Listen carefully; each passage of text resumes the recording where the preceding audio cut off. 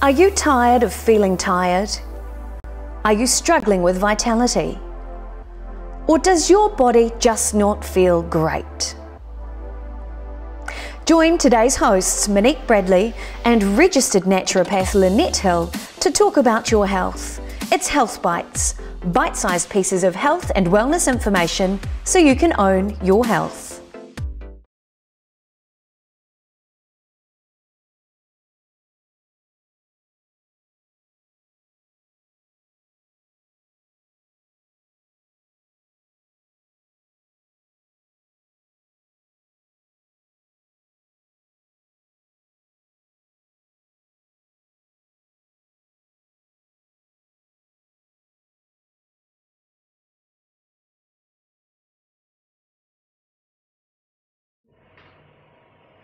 Well, good evening. I'm Monique Bradley here at the YourFixTV studios. Welcome to Health Bites. Now, tonight's show is a real big one. If you or anyone in your family or your circle of friends or even your community is affected with diabetes. Now, if you have friends or family who are affected, or perhaps you are looking into your own health, please save tonight's video, share it on your timeline so that other people can receive the information and so that you can come back to it and watch it again, because we have some incredible research and some details you need to know about when it comes to dealing with diabetes, the risks, and how you can personally improve your health.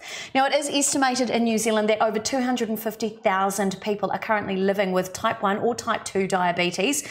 And it is really interesting to know that some of it, in fact, a large portion of it, is preventable. Now, luckily tonight, I do have an expert on the couch. This is the clinical director of My Remedy. She's a naturopath and medical herbalist. This is Lynette Hill from My Remedy. Hi, Lynette. Hi, Monique. Hi, everyone. How are you doing this evening? I'm good. It's a little bit warm in here tonight. It is warm. But I'm coping. Excellent. Well, this is a big topic. I've personally lived in a pre-diabetic state myself and reversed my health. I lived with a father who actually died because of complications associated with diabetes. So it is one that is very close to my heart.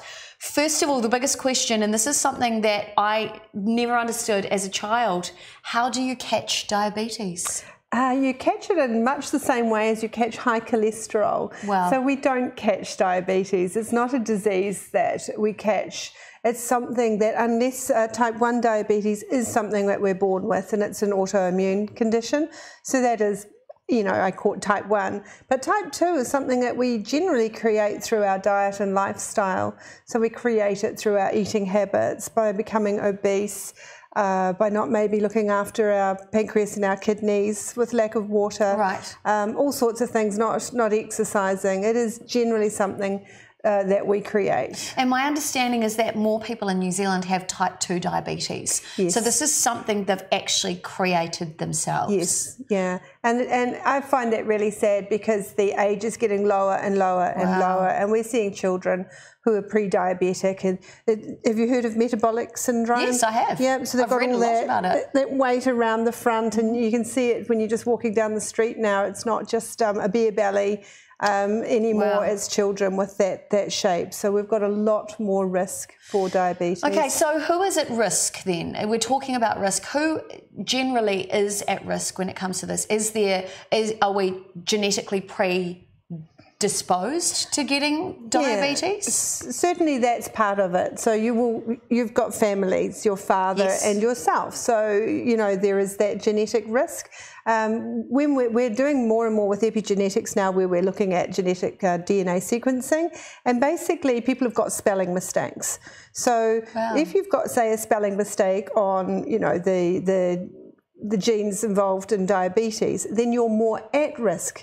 It doesn't mean you're going to become diabetic, but it means you better be more careful, do your exercise, don't become obese. And I think we're going to find more and more that the genes involved with obesity are going to be very closely linked to diabetes as well, and maybe, you know, some of the ability to break down carbs, and all of those things are probably very connected. And we're learning more every day. Every week we're going to, you know, more genetic kind of seminars telling us to look out for all this stuff. So genetically, absolutely. But often it's the nature-nurture thing. And if you're eating simple carbohydrates or lots of white sugar, white flour, white stuff.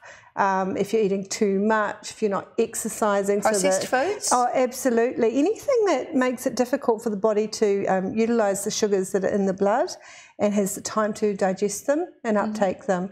So, yeah, there's a group who are more at risk.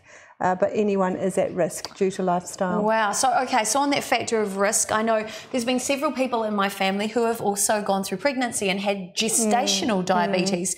How do you catch that? Well, that is a hormonal problem. So your hormones and your pancreas are not getting on so well. So your body has become slightly insulin resistant. Right. It's really important. The baby will grow quite rapidly. So, you know, it's important that we find that out because there's risks to the baby and there's more risk to both the baby and the mother if it's not controlled through pregnancy that there might be diabetes later in life.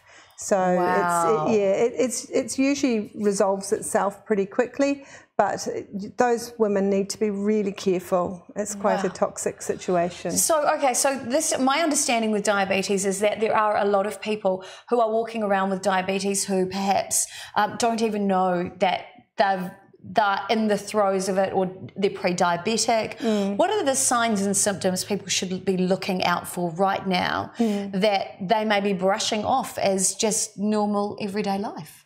So I think we've got some slides coming up shortly to show that, but basically excessive urine, so you're weeing all the time. You're thinking, crikey. Along with that, you usually have your excessive thirst as well, and hunger. So you're just not keeping your energy or feeling full for long. So those sort of three things are something that we might go, oh, there could be something happening. If it's gone further, there could be unexplained weight loss, which seems ironic in a obese I know situation. Most people celebrate that and go, yes, I've lost weight and I'm eating so much. This is amazing. I found the secret. I'm eating and I'm weeing and I'm losing weight. So that's a bit of an issue. Also, one that is really important later is if you suddenly find that your wounds aren't healing, ulcers and, you know, maybe ulcers in the mouth that aren't healing, ulcers on the legs, not feeling things in our feet. That means it's actually advanced quite a long way. So a lot of people who are really not listening to their body can be way down the track to diabetes. And have no idea? Yeah, it's a wee bit of a silent one. Wow, that's mind-blowing. Well, as you know, if you've watched some of our other episodes, we are not here to diagnose. In fact, we have to share this disclaimer with you up on the screen right now, just to show you that what we are actually here to do with the show is to, in fact, share some ideas, perhaps some alternatives. Just because you may have been given a diagnosis doesn't mean you have a cure. And that's what this show is all about. However, we can't prescribe, or should I say Lynette can't prescribe while we're on camera. And in fact, if you do want to take tonight's conversation further, feel free to join our Facebook group, which is also called Health Bites, or to get in contact with Lynette or your healthcare professional directly, because they actually need to see you to help you with your own way to optimal health. Okay, so we're getting there. This is a big one. This is a big one. Now remember too, if you're watching the show, please share this link, because diabetes is something, I've been personally affected by it. It can destroy your family, it can destroy communities.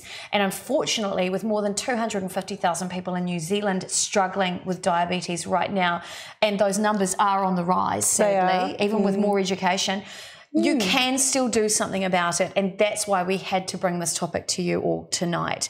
So let's talk about the different types of diabetes. So let's first of all look at the comparison. So my understanding is that diabetes is a lifelong disease that affects the way your body handles glucose. Lynette, could you just go into that conversation a little bit more, because my understanding of diabetes is still very small. Can you explain that slide that we're seeing there in front of us? Sure. So there you can see it's actually blood vessel, and you can see type 1 diabetes has got glucose but no insulin in it. So these type 1, you simply don't produce insulin at the beta cells of the pancreas. So you have no hope of converting that sugar. Whereas you can see in type 2 diabetes, there is some insulin, but you're becoming resistant to it. So you're not using it to take that sugar from your food and convert it for energy. So your cells are starting to resist the sugars, and then it's building up and becoming toxic. And in both instances, those are quite dangerous conditions. Is that correct? Absolutely. I mean, without glucose, that is life-threatening. So anyone who has type 1 diabetes is on insulin and often other medications as well. So it must be medically looked after. And controlled as well, because just because you're on insulin doesn't mean you can do what you like. You've got to still look after yourself. Right. So what's the difference then between type 1 and type 2 and being pre-diabetic? Because my understanding, when I was obese and I could feel the changes in my body and my blood sugars, so I was pre-diabetic. That's but right. I don't really understand what that means. Does that mean I should have been on insulin, or? No, pre-diabetes is that stage where you're still making insulin. So type 1 diabetes, there's no insulin. You need to be given insulin, usually in an injection, and children often are on special ways of injecting it, but you need to be given it externally. Right. Type 2 diabetes is one we create. So you were pre-diabetic, which meant you were still making insulin, so you weren't needing injections yet. You weren't needing that yet, but you weren't making, first of all, you make too much. Your pancreas starts overworking. Right. And then it goes, oh, I give up. And that's when you start to see the insulin resistance, and you see all, that's when the weight's going on. Yes. And then you step into diabetes. And once you step in there, it's very, very, very, very, very hard to go back to being pre-diabetic or not diabetic. So this is when you really need to do something about it. So my caution would be, if you are becoming overweight, get those blood tests done and make sure that you are not heading down the pre-diabetic track, because there's so much opportunity to turn things around as you did. Absolutely, yes. Yeah. For me, losing weight and actually transforming my diet into a low-carb diet has worked extremely well for me, and now I'm not getting the fluctuations in my blood sugar, which when my blood sugar was really low, I would wake up in the middle of the night and I'd have to actually get up and eat food because I'd be shaking and I'd have the cold shivers, and it is not a nice way to live, and I lived like that for 20 years. Feeding the disease, isn't it? Absolutely. And you're often eating rubbish because you feel so bad about yourself. Just terrible. It's a real vicious one, and that's why this topic for me is such a big one as well, having lived that experience personally. Now, we've got 2 slides. I'm not sure if they were brought up before, and it shows you a little bit of that, a little bit deeper of the difference between type 1 and type 2. Right. So can we go on to the first slide, which is type 1 diabetes. So let's just talk into that one a little bit more. Okay, so as you can see with type 1, the level of insulin is virtually nil. Yep. And it's an autoimmune induced condition, which means the body does it to itself. It attacks the beta cells of the pancreas. Yep. And that's really serious. Usually it takes a few years for, sometimes 2-year-olds will start seeing these conditions, but often it's not until puberty when the pancreas really runs out of juice. Yep. And that's requiring medical intervention. Yes. And then if we take a look at type 2. So type 2 is you've gone beyond health to pre-diabetes through your diet and lifestyle. This becomes a chronic or long-term metabolic disorder, and you're going to be having high blood sugars, insulin resistance, and you're going to start getting some of those symptoms that we talked about. So we've got polyphagia, that is super duper uber hunger. Oh wow, okay. Yeah. There'll be polydipsia, which is another word for excessive thirst. Right. So you're starting to get really, really, really thirsty. And then you're going to get polyuria as well, which is lots of wheeze. Lots of wheeze. And we are going to go a little bit deeper into some of those symptoms very shortly. But what I want to know is, all of that preventable? I believe it is for type 2. Type 2 is very preventable.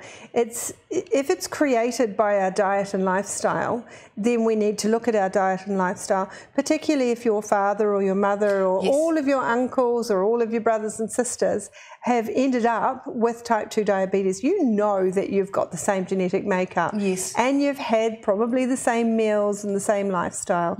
So it's not really good enough to say, well, for example, I work in do some corporate wellness, and everyone's got diabetes, so it's normal. Well, yeah, I've got it, and I go on my medication. Wow. And so it's almost an expectation. Whereas for me, I look at that and go, well, crikey, if everyone's got it, why did they get it? And what am I going to do that I don't get it and my children don't get it? And do you think it's because people don't think of the long-term effects of diabetes, the seriousness of this condition? Yeah, it's not really advertised. You know, we have cigarette packets with eyeballs hanging out and really awful body parts. Diabetes is as damaging to the body. You know, you can lose your eyesight, you can have amputation. It's really important. And I think maybe if we knew that actually it's really serious, it can lead to renal failure. That heart disease as well. There's a huge connection between diabetes and heart disease. Yeah, so many. Like, it's seriously life-threatening when it's uncontrolled. So if I knew that that was in my family, I'd be really looking at my diet and lifestyle to make sure I was doing something about that. It's highly preventable. Excellent, good to hear. Now, one of the philosophies behind Lynette's practice, My Remedy, and the show is based around a concept called the health ladder, I should say. So if you feel like your health might be getting out of control, just as an example, chances are your ladder might be a bit wobbly. But luckily, the video we're about to show you talks about how you can perhaps come back down that health ladder and plant your feet firmly back on the ground. So we're going to take a look at that video right now. The Health Bites Health Ladder. Usually the goal of being on a ladder is to be at the top, but our ladder is different. It's much more comfortable, safe, and easier to remain with your feet planted safely on the ground. So we need to make sure everything at ground level is optimal. That's why, with a holistic model, getting your diet and lifestyle choices right are our foundation. Feet on the ground, being well through diet and lifestyle. Here are the basics: real food, proper nutrition, a healthy weight, good clean water, nutritional supplementation, condensed nutrients, if needed, particularly for children, teenagers, athletes, elderly, exercise, fun and friendship, great sleep, well-managed stress. You might need some initial help to achieve this level of health, but once you're there, it's worth it, and it's easier to stay healthy than live with disease. First step of the ladder, self-help. You might be starting to notice symptoms such as bloating, headaches, skin changes, signs of stress, sleep, energy, or hormonal changes. You may start researching your options, online as well as in store. You might visit your health store for some condensed nutrients, vitamins, probiotics, or superfoods.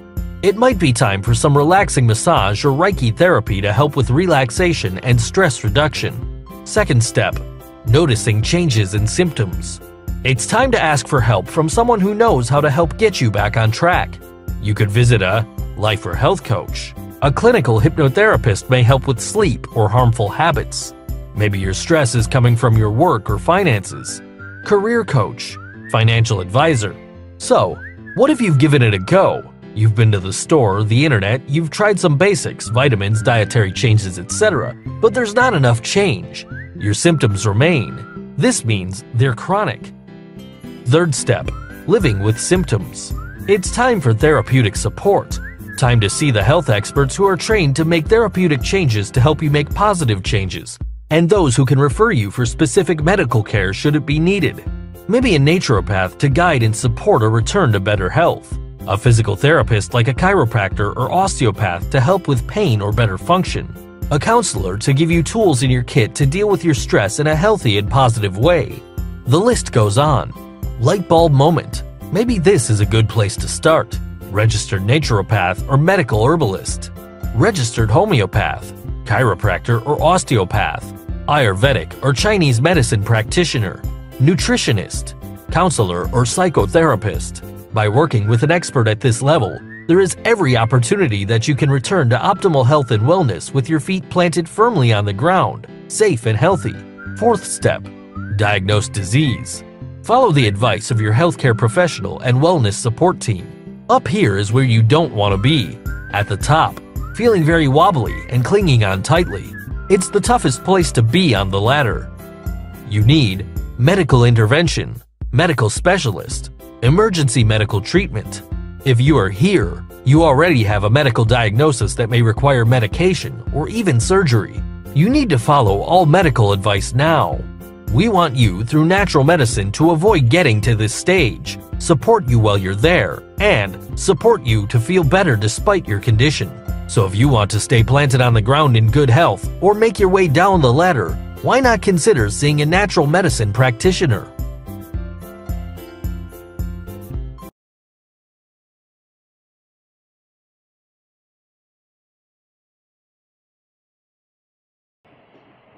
Well, welcome back to tonight's live discussion. I'm Monique Bradley here at the YourFixTV studio, and I'm on the couch with naturopath and medical herbalist. This is Lynette Hill from My Remedy. Good evening. Good evening. It's a big topic tonight. It's diabetes. If you don't know much about it, but you've heard the name, perhaps you don't know that 250,000 people in New Zealand are living with diabetes, which in many cases is actually preventable. Who knew? That's what tonight's conversation is all about. Now, my story, apart from the fact that I lived pre-diabetic for probably 15 years, I also had a father who suffered with diabetes, and I saw the effects personally of what diabetes can actually do. My father, pretty sad story. He went blind when I was 18 months old because of diabetes. He had what's called a retinal occlusion, so he lost his sight. That really affected our family and the capacity for our family to earn money. So we were actually pushed into a state of basically living in borderline poverty. He was the sole income earner in our family. He became an invalid, and my mother became his full-time caregiver. It was really hard. And you know, to be absolutely honest, and that's why I'm so passionate about this topic. As he got older, he then had other complications come into play. He lost the feeling in his feet. He ended up with complications there, ended up in a semi-gangrenous state on a part of his foot. They were looking at amputating part of his foot at one stage. He ended up with renal failure, and sadly, when I was just 18 years old, we lost him. And that was all associated with complications to do with diabetes. You can do something about your health right now. Don't put your family through this. Do something for you right now. And I can't stress this highly enough. Get yourself tested. If you are tired all the time, if you have excessive thirst, if you are urinating a lot, if you're feeling the effects of eating sugary food and you're getting that carbo coma, go and get yourself tested, because this just doesn't affect you. This affects everybody in your family, your friends, and your community. And I can't begin to tell you how important that is. Now, my understanding, Lynette, is this is more common than we're thinking as well, and it is preventable. It's very preventable. I've had a couple of sad situations in clinic where people have come in and said, you know, I'm pre-diabetic, and I'm like, great, you're pre-diabetic. What are we going to do about it? Right. And they're like, no, I can go on medication soon. And that will control it. So they've caught diabetes, they think, and it's okay because the medicine will fix it. Absolutely. And they've been told, and whether they've been told or whether they've selectively heard, they know to eat less sugar, but there's not a lot of understanding that, you know, if you're going to eat a loaf of white bread, you're eating a cup of sugar. That's right. You know, there's still a lack of education around where are these sugars and what does our body do with sugar and what created this. So, you know, some people just are amazing. They just hit the vegetables and they hit the water and they get moving and they lose weight and they do stuff. And they turn the situation around, whereas other people are waiting for pre-diabetes to go click, it's diabetic, I got some medicine for that. But once you're there, it's for the rest of your life, and you still need to control it. A non-controlled diabetic has got, as your father sadly showed us, you know, infections which they're not feeling, and open blindness wounds that don't heal. Oh, it's a terrible thing. So, you know, I think it is so exciting that go to your doctor and get some blood tests done, see what your cholesterol's doing, because that's an indication of digestion. Right. And have a look at what's happening with your blood sugar levels. There's a test, the HbA1c, which every doctor will do. I hope. Yes. Yay. If not, your naturopath will certainly get that sorted for you. And that looks at the amount of sugar that is surrounding your cells over a 3-month period. So you can't trick that test. And it's really good to know, you know, as that's rising, you need to start doing something now. Absolutely. Now, this is becoming such a big epidemic here in New Zealand. I do call it an epidemic, but it's an epidemic that we're creating. And if you've been watching any of the documentary that Simon Gold, who I have worked with quite extensively, he's completely and radically changed his health. I remember working at the food show with him a couple of years ago, where Simon had come back to the food show, he'd lost a whole lot of weight, and I walked up to him and I said, Simon, what have you actually done? He said, well, I went to the doctors, I had extremely high, like borderline terrible cholesterol.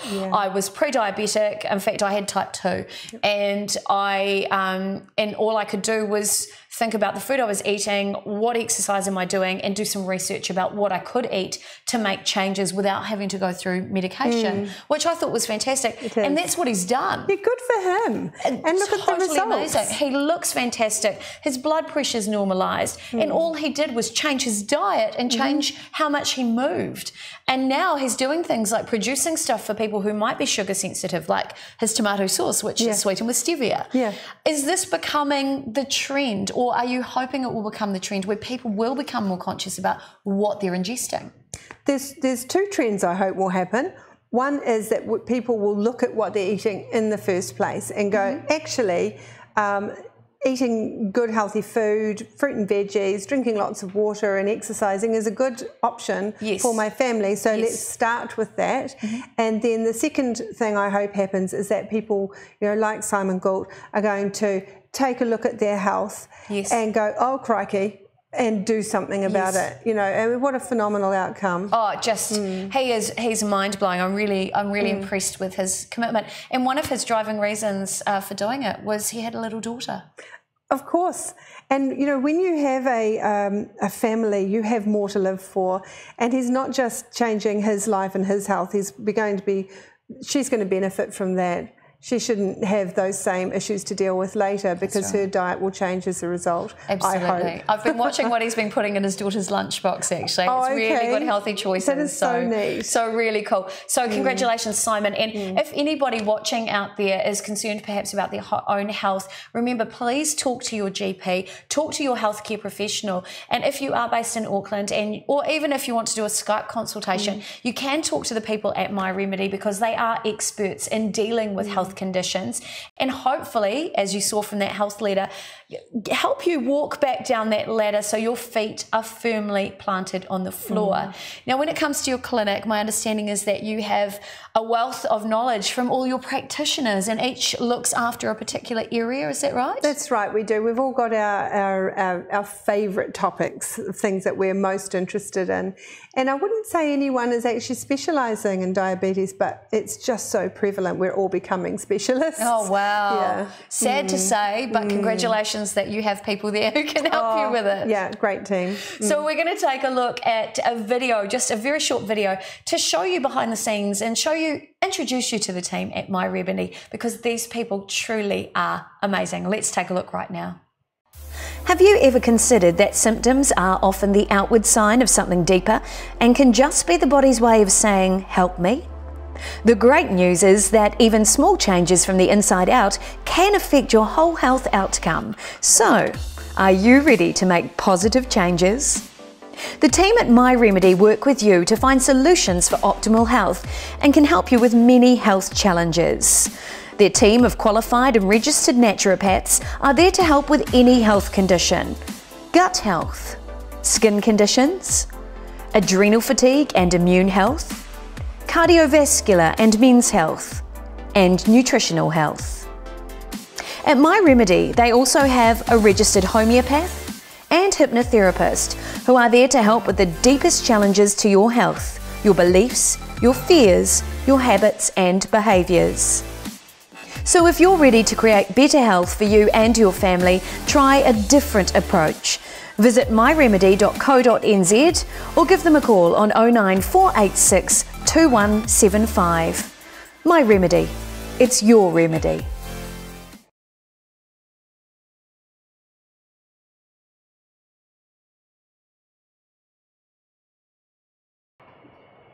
Well, welcome back to the Health Bites show here at the YourFixTV studio. I'm Monique Bradley and I'm here with Lynette Hill from My Remedy. Thanks for being here tonight, Lynette. Pleasure. Great to have you here. Some comments that have come through in the feed. Firstly, Romina Macedraleli, hola, ¿cómo estás? Has just said, thank you all for this helpful information. You are so welcome. That's what Health Bites is about. If you've got friends or family who perhaps are affected by diabetes or you're concerned for their health, Romina, please share the show because we really want to share the love and try and educate more people. Debbie Curtis has just said, hi guys, it's of interest to me as my dad has just had to go on the injections for diabetes. Okay. Wow. So is that type 2 diabetes that he has, Debbie? It will be. Yeah. It will be. And, you know, Debbie, that's tough that he's doing that, but thank goodness because that now takes care of him. But I really hope maybe he can watch our show, either the rerun of tonight or definitely next week, where we're going to talk more into managing it. Because once you have the injection, you've still got to take great care of yourself and manage things quite carefully. And there's some things to look out for, particularly around, you know, your feet and your eyesight and things like that. Absolutely, I totally agree. And Romina's just said, the more you talk about this, the more we become aware. Well, that's really the whole idea of doing the show. So thank you, Romina. And please, like I said, share, because we really want to make a difference. And particularly when you understand that here in New Zealand, there's more than 250,000 people living with diabetes. That's a huge amount of people, and for a large proportion of that, it's type 2 diabetes. Yeah. Type 2 is or can be preventable. And there is an issue around society of who is more prevalent and who isn't, and it does come down to education around eating well. I will try and get Amy on the show next week to show us some really budget-friendly ideas, you know, how we can eat really well and have nice stable blood sugars. That, you know, good eating doesn't have to be really expensive. No. You know, water is a lot less expensive than Coca-Cola. I don't care what you say, we've got in the tap. So there are ways around it. And the most important thing is to plan to be healthy. I totally agree. I've personally have completely transformed my pantry and my fridge over the last few months because I was tired of waking up in the middle of the night with low blood sugar, or I was tired of feeling those symptoms that my blood sugars were out of control because I was pre-diabetic. And the result has been, you know, I sleep better now, I have more energy, I feel better, stable blood sugars for the first time in more than 15 years. And you look great. Oh, thank you. And I've lost weight, so I can't complain about that, but not lost weight in a bad way, lost weight in a really good way with without even trying blood sugars. Yeah. Absolutely. It's been good. Okay, so we are going to delve a little bit deeper into the signs and symptoms. So if you're concerned about your health, if any of this resonates with you, please consult your healthcare professional. Having been through with my own family the experience of living with diabetes, this can get very serious, and I don't want anybody to go through what my family has endured. So please look out for yourself and consider talking to your healthcare professional if any of what we're about to discuss resonates with you. Lynette, let's delve into the symptoms right now, and I believe we've got a screen coming up to show you as well. Okay, so we already talked about polyphagia, which is your hunger. So all of a sudden you're looking for energy all the time in your food, and unfortunately it's normally simple foods which worsen the problem. And that increased or excessive thirst, that's a very common symptom. Please, if you've got little children, particularly who aren't speaking well, if they are showing these symptoms, get straight to your doctor and just make sure, probably just through some urine and a simple wee blood test, that they're not in this condition, because it's really, the sooner you get onto it, the better. You've got the polyuria, which is the excessive amount of urine, and the frequency. You just go, am I going wheeze again? Am I going again? And so they all sort of, those three things together are a really good indication. Again, being pre-diabetic, the way it's going up, but all of a sudden it comes down and you've still got those other three conditions going on. Fatigue, like you say, with those blood sugars that you experienced, and the non-healing wounds. That is very important. Like that leads to disease very, very, very quickly. Absolutely. And my understanding too is that, you know, those non-healing wounds, you know, those sores that don't quite heal up, those ulcers on your legs, even ulcers in your mouth that just won't go away. This is your body. This is what Lynette said earlier in the show. This is your body giving you some really valuable signs that it's not feeling great, that you're going further up that health ladder and your ladder's getting a bit wobbly. But you can reverse that, or we understand that you can through both natural medicine and by talking to your healthcare professional, by changing your diet, your lifestyle. You can do something about it. But the control is in your hands. Yeah, you have to do something about it. Yeah. Now, a couple more comments have just come through as well. Abby Leaf has just said, hey guys, great show. I just wanted to ask, if you have gestational diabetes, are you at higher risk to have normal diabetes later in life? Thanks, ladies. Yeah, there's quite a lot of research to say that that is a risk. It doesn't mean you will, but you know, you've already had that hit to your pancreas and you've got that memory. So there seems to be quite a high correlation that either the child or the mother is at higher risk of type 2 diabetes. That's incredible. Yeah. That's incredible. And Debbie Curtis just came back with regards to her dad. She said, yes, he has the restless legs. I remember that from my father's condition as well. And he has gout in the feet on and off, which my father also had. Yeah. Now, gout's just showing you that those kidneys are really starting to hurt. So even at the very least, you know, follow the rules for gout around proteins, and your doctor, his doctor should have given him a list. And if he hasn't, you give me a ring. And get in touch with us, because there's some really simple things that will make his life a lot easier. Looking after your kidneys. What's the best thing you can do to look after your kidneys? Drink water, right? Right, yeah, that's right. Keep the water up, because your kidneys then don't need to find fluids. And gout is, they call it an exquisitely painful disorder. It is terrible. Very, very painful. Yes, I've had several family members with gout. Yeah. My father, who was also for a part of the time in his life a naturopath, he actually used to eat cherries to help with getting rid of gout. Apparently that helps really well. But, you know, if you say are pre-diabetic or you do have diabetes, you can't have a lot of cherries because they can be too high in sugars as well. So it's really about finding what works for you. For a lot of people who do have type 2 diabetes, they're trying low-carb lifestyles like I've tried, and that's working for them really well. It makes it very easy to manage doing a low-carb, low-sugar diet. It's obvious. It's an obvious choice to do that. Now, one of the comments that came in previously with lovely Gina, who watches this show quite regularly, who does have type 2 diabetes, one of the questions she actually asked was, why do I continue to get the cold shivers? She has gone low carb, and I know this is a big one, and this is something that I can actually talk into because this is something I really struggled with. My understanding is it's actually to do with the fluctuation in my blood sugars. Does that kind of resonate with you, Lynette? Well, if your sugars have gone low, your energy's gone low, so your body's probably trying to find some way of, you know, ramping up again.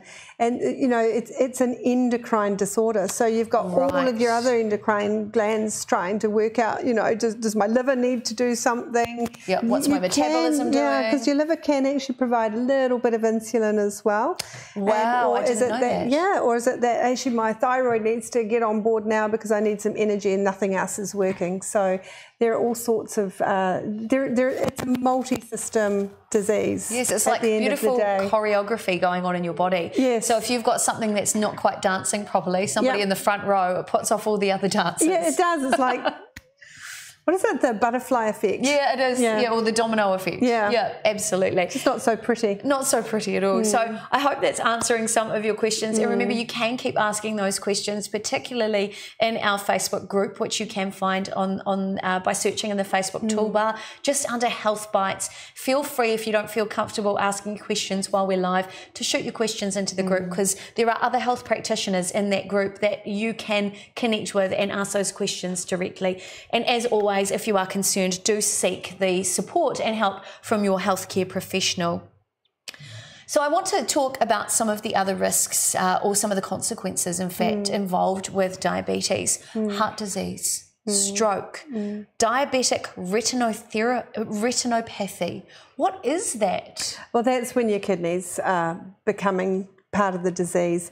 And that's all of those three things are a really huge topic, and I think we're going to cover those next week. Great. But we are talking about bits falling off, we're talking about renal failure, we're talking about serious things, we're talking about possible risk for stroke, for amputation. I mean, we're not talking about, I don't know, headaches in the morning. We're talking about right up the top of the health ladder. Yeah, and it's so important, and we really want, after this week, for people to get out there and say, let's get people finding out next week about what's going on and what we can do. And we're going to be providing some really good options, you know, that you can do on the first stage of the ladder, so maybe some of the things that you could do yourself, yes, but also when to see, well, I would say if you've got any of these symptoms, early symptoms, go and see a naturopath right now. Yeah, definitely. And we'll probably organise blood tests straight away. But, you know, start doing something about it, start thinking about it. Absolutely. Having witnessed the effects of diabetes personally,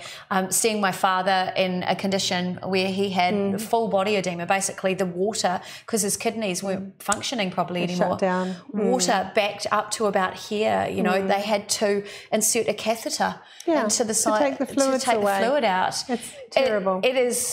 It is pretty horrific, to be fair, and I don't think in New Zealand we see diabetes as serious, say, as cancer or as some of the other health conditions that get a lot of airtime. But seriously, we need to do something about this. It is growing as an epidemic, and because a huge proportion of the people suffering from it, it's something that they've created through their diet and lifestyle, which means they can remove it with diet and lifestyle as well. That's right. It's quite exciting. Yeah, it is really exciting topic.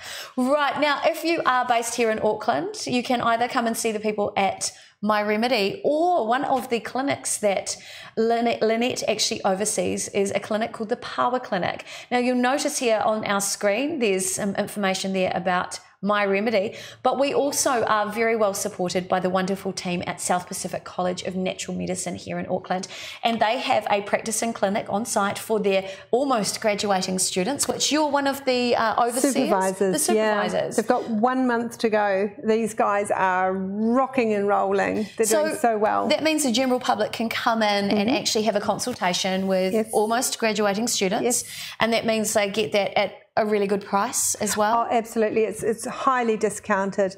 I know that certainly very young, so under 6, and also our retirees are free. Wow. There's all sorts of compensations for people, and the team are virtually fully qualified now, and the supervision that comes from us is becoming less and less. These guys are able to look at your health history and what you're doing and make really valid suggestions to really change your health in the long term. And for something like diabetes, they have a full dispensary there. Wow, so they're that's able fantastic. to really work with the nutrients and the herbs and the suggestions that are going to take you from that wobbly cling to the ladder right down to actually be able to make changes.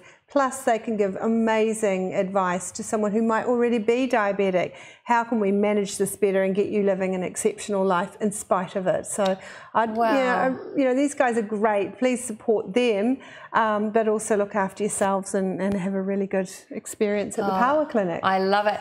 Now, we're going to show you a little bit behind the scenes and show you exactly what Power Clinic does, and the contact details will be shown on screen. So if you maybe are struggling with your budget a little bit and you want a cost-effective option, this could be the option for you. Let's take a look at that video right now.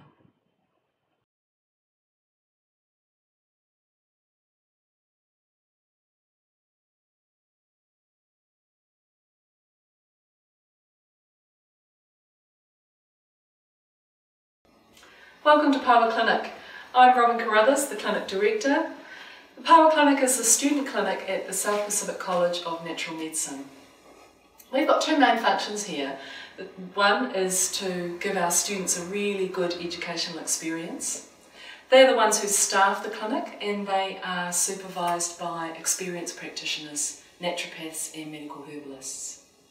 Our other role, which is more important, is to provide the community with affordable natural health care.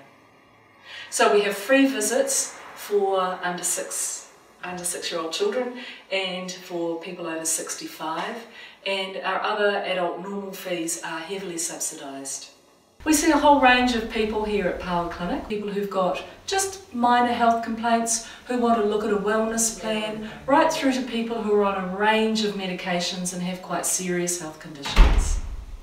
A lot of people think that with natural health care that if you're taking medications you can't go to a naturopath, but in fact we're very careful to take that into account and to work around it and support people while they are taking medications that they need to take. So if this sounds like it might be of interest to you, please give us a call and we'll look forward to seeing you and to helping you on your health journey.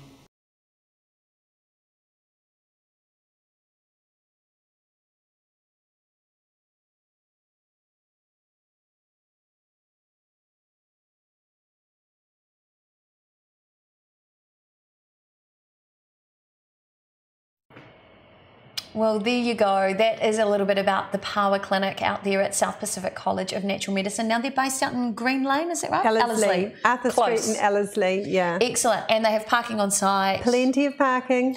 And you can go in and you can even have a look around their amazing gardens, which are truly incredible. You walk around and you can eat everything, and it's all medicinal as well. We love that. They're not weeds. They're not weeds at all. They're all there to serve your health. Yeah. Well, if you do want to check them out, we'll show the details on the screen once more so that you can have a look. Hopefully we've got that screen there. So you can have a look at how to get in touch with them. Of course, you can go to their website. You can Google South Pacific College of Natural Medicine. And in fact, that's probably going to be the best way that you can find them. And you can also find them on Facebook. So a big shout out to them because we are streaming out through their channel tonight as well. Well, it is almost time to go. Oh, there we go. South Pacific College of Natural Medicine, spcnm.ac.nz. And if you are considering perhaps a career in the future in natural medicine, they would welcome you with open arms because, like us, more love, more healing. That's what I say. Absolutely. Well, we have had a big show tonight. Remember, you can get in touch with the people at My Remedy as well as the people there at South Pacific College of Natural Medicine and Power Clinic. And as always, we love you being part of the show. So please share tonight's show because this is a big topic. We are here to help you find your way back to optimal health, and we want to get rid of horrible diabetes because it does affect not just the person's life, the person who has it life, like me, the daughter of somebody who unfortunately had health complications that took his life because of diabetes. Don't put your family and friends through that. And thank you for sharing, Monique, because I think both Monique and I didn't realise when we were preparing the show what an impact diabetes had on Monique, and that it actually meant she didn't have her father to grow up with. So thank you. That's You're welcome. Really powerful tonight. Thank you. So do something for your health. Please look after yourself, look after your family. Here's something I forgot to talk about earlier. For those of you who might be feeling the effects of pre-diabetes or type 2. This is actually into type or with pre-diabetes, yeah. Fantastic. This is an incredible tea. It's can you tell us a little bit more about that? For sure. It's a tea that's been designed with some bitters like Glamordica and some other really special herbs which I can't go into because I can see Pete in the background. But it's there to support the pancreas. It's there to help our body cope with those sugar fluctuations. And if there's any life left in the pancreas, stimulate those beta cells to help us absorb some of those sugars from our blood. So it's a really nice, safe thing to do if you think you might be in that pre-diabetic state or if you're struggling to manage your diabetes. So where can people find a product like that? That one definitely you're going to find in clinics, so because it is actually a naturopathic therapeutic dose, but also I'm pretty sure the Purity website is one that you can go straight to. I'm also pretty certain that there are other teas out there as well. I know Artemis do some really beautiful teas, and a lot of health shops have those. So get out and have a wee look maybe this week and just see what's out there and maybe try some of these things to give you a little bit more support. So next week we'll delve further into the topic of diabetes. We will be looking at some of the risks involved if you've got diabetes and it's not under control. We will look at the effects on your health because of diabetes, and we're going to talk more about the steps you can take to reverse the effects and transform your life to help you get down those rungs of that ladder and plant your feet back on the ground and find your way back to optimal health. So if that sounds of interest to you, lock it into your diary. Next Monday, 7 p.m, Lynette and I will be here. We've got Amy on board next week, is that right? I hope so. I hope so. And Amy is, she's a naturopath and a medical herbalist as well. Yes. She's also one of the people who set up the first raw food cafes here in Auckland. So she is all about nutrition and using, let food be thy medicine. That's what Hippocrates said, right? Yeah, and she's phenomenal. Fantastic. So if you want to find out more how you can eat well and live well on a really good budget as well. Yeah, definitely. You need to join us next week. Now remember, please share tonight's show with everybody that you can. We want to grow the show and help spread the message of finding your own solutions with your health, because not everything you hear out there, including Dr. Google, is correct. So it's time to talk to the experts. That's what Health Bites is all about. Lynette, thank you so much for joining me tonight and for delving into this sensitive topic in my own life. I really appreciate that. And I have to thank you all for watching. A big thanks to Pete, who's behind the scenes tonight producing our show. And remember, please, keep asking questions and always, always talk to a healthcare professional. Time for us to go. Thanks, and we'll see you next week at 7 p.m. Ka kite anō.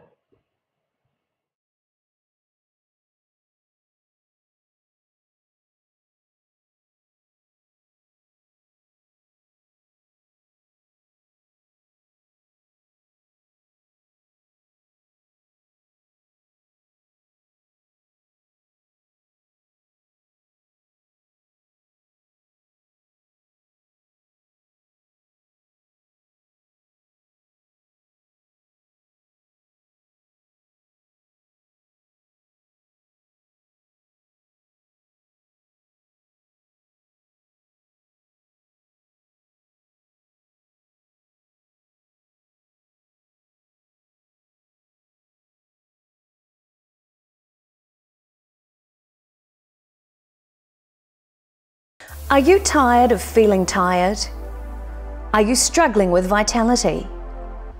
Or does your body just not feel great? Join today's hosts Monique Bradley and registered naturopath Lynette Hill to talk about your health. It's Health Bites, bite-sized pieces of health and wellness information so you can own your health.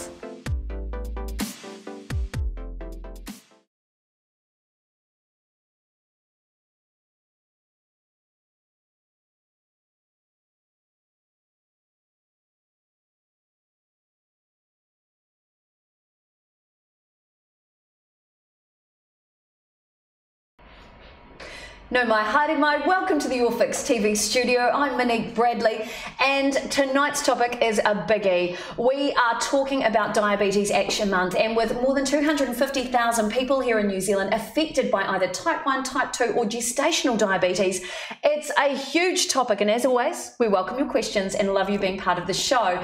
Now, to answer your questions, we have two amazing people here in the studio. First of all, my regular weekly co-host from My Remedy, naturopath and clinic manager there. This is Lynette Hill. Kia ora, Lynette. Welcome to the show. Hi, Monique. And tonight we have a very special guest. This is the CEO of Diabetes New Zealand. This is Steve Crew. Kia ora, Steve. Kia ora, Monique. Welcome to the studio. Nice to have you here.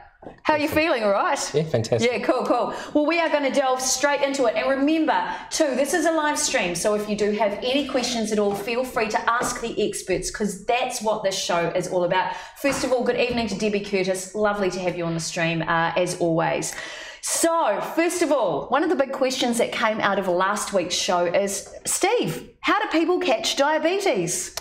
Well, they don't actually catch diabetes. That's true. That's so true. There's many different types of diabetes, and of course we talk about the main ones: type 1, type 2 and gestational diabetes. Yep, excellent. So type 1, about 20,000 people, about 10% of all the people living with diabetes. Right.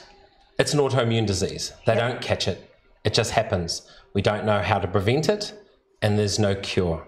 It predominantly happens when they're youngsters, when they're children. Right. So that's different from type 2? Type 2 tends to be a slightly older generation. However, most people between 25 and 44 now, that is the age group where it's starting to happen.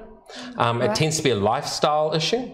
It's a family history, genetics, and also an age as we get older. It's a metabolic condition, right, where the pancreas doesn't produce as much insulin as it used to. Right. But there's some predispositions, like we're more sedentary. We don't exercise as much. Yeah, we spend more time on the computer, right? We don't eat as well, and we don't do as much as we used to. So we're becoming more predisposed to type 2 diabetes. Right, and we are going to go into the signs and the symptoms, the risks, and all the information you need to know, and also how you can help your own health tonight. So do stick around, and if you've got friends or whānau who you think may have some challenges with their health, perhaps they are already pre-diabetic, please tag them into tonight's stream, and remember to share the show, because we are very keen to spread awareness of what's happening with our health and help more people. More love, more healing, that's what we like to say. Now, Lynette, I'm going to shoot a question your way. Let's talk about this. So why do you think that the diabetes numbers are rising here in New Zealand? Well, very much as you say, our diet and our lifestyle are changing. So we're seeing a lot more children being driven to school. We're needing to drive everywhere. So exercise is dropping off, and unless you're prepared to actually have some formal exercise, so you do ballet or you go to the gym or you do something. Basically, people are sitting behind, a keyboard. We were discussing before the basics. So people aren't out in the garden and moving. There's less people with animals. There's more fear around sending the kids off on their bikes, or actually as an adult going on the road. I don't know if you do it, but I wouldn't go near the roads. So exercise as movement is really drifting backwards. And fast foods are a big part of most people's life. Very few people take a cut lunch.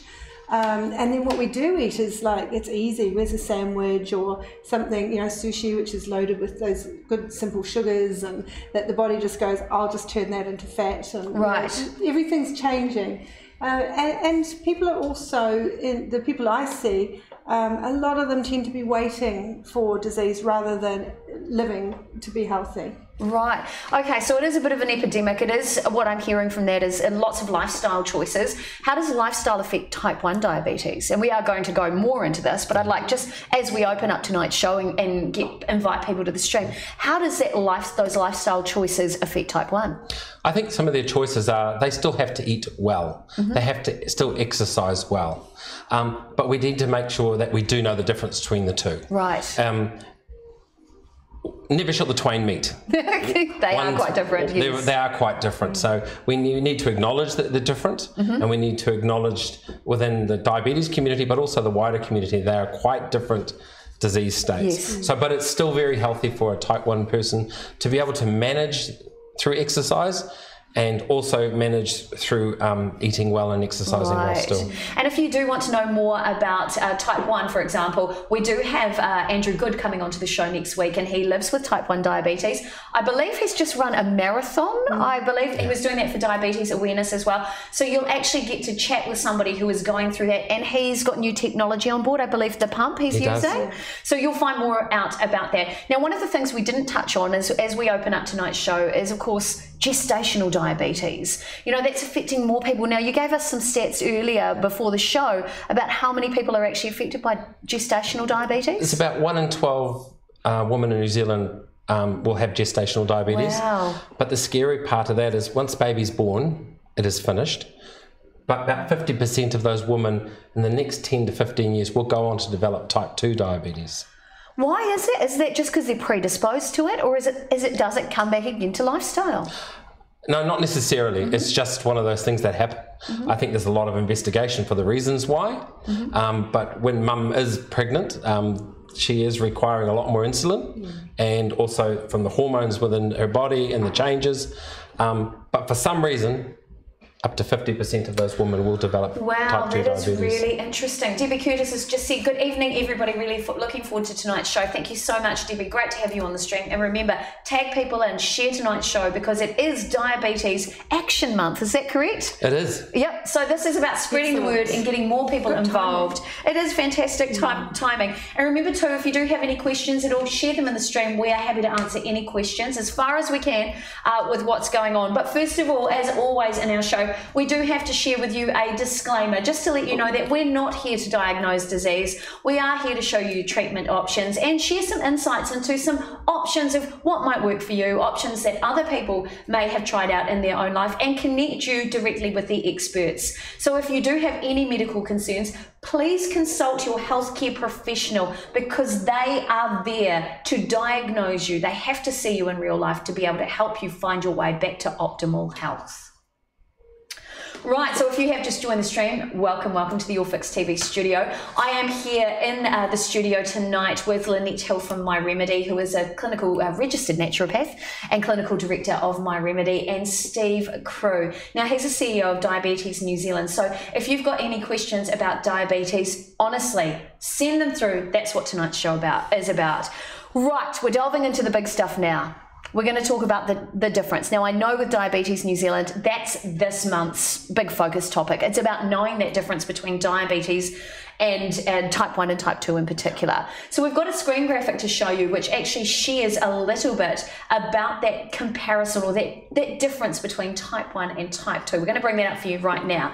Now, from a science point of view, Lynette, because this is really your background, can you talk us through what this graphic really explains to us here on the screen? Well, this graphic is quite a simple explanation. It shows the type 1 diabetes. You can see in the blood vessel, there is glucose and no insulin. And then in type 2 diabetes, there still is some insulin. So there's still the ability to have a limited response, but there's a lot of resistance. So it just shows you quite clearly. One is it's never there. It wasn't there, it's not there, and it's never going to be there. The other one is more preventable, but once you get to type 2, you are needing medication, you're needing insulin. Yes, gotcha, excellent. Now, I've just noticed there's some people on Periscope tonight who I just unfortunately missed a question. So if you want to send your question back through, I have my phone here with the screen. I'm ready to receive your questions. Please send them through tonight. So there is quite a vast difference between type 1 and type 2. So Steve, my understanding is type 1 is an autoimmune disease. Can you talk us through what happens? We don't actually really know. An autoimmune disease, the body all of a sudden does not produce insulin. Right. And over a very short period of time, usually it's a child, they will become unwell. Right. And they're usually taken invariably to the hospital, sometimes to the general practice. And it's through that sometimes a long, prolonged phase of a diagnosis that then we understand. Because once these children or an adult is diagnosed as type 1, for the rest of their life, they're injecting themselves up to 5-6 times a day. They're measuring their blood sugars many times a day. This is a constant pattern for the rest of their life.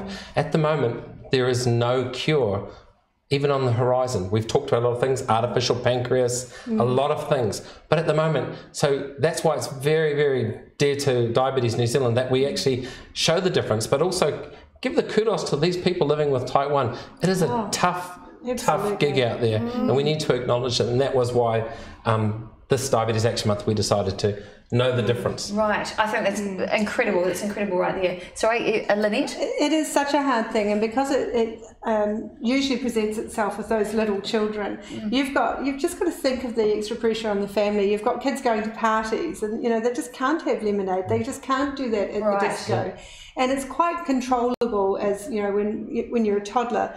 But as those children start stamping their foot and saying, I'm getting really sick of this and I'm going to do this, it's quite a stress. And to get that education as your foundation is doing to those very young children, to the children, not to the mum and dad, but to the children, to say that you need to take care of yourself for these reasons, because children don't care about when they're 50. They don't even know what 50 is, but for them to learn how to look after themselves and how important it is, and that it is poison, for them to have those sugary treats. Yes, absolutely it's really, true. really tough. Interesting comment from Abby Leaf, who just said, hey Fab people, thank you for tonight's show. I love that, and I love the fact that we can use this as a platform to get this information out there.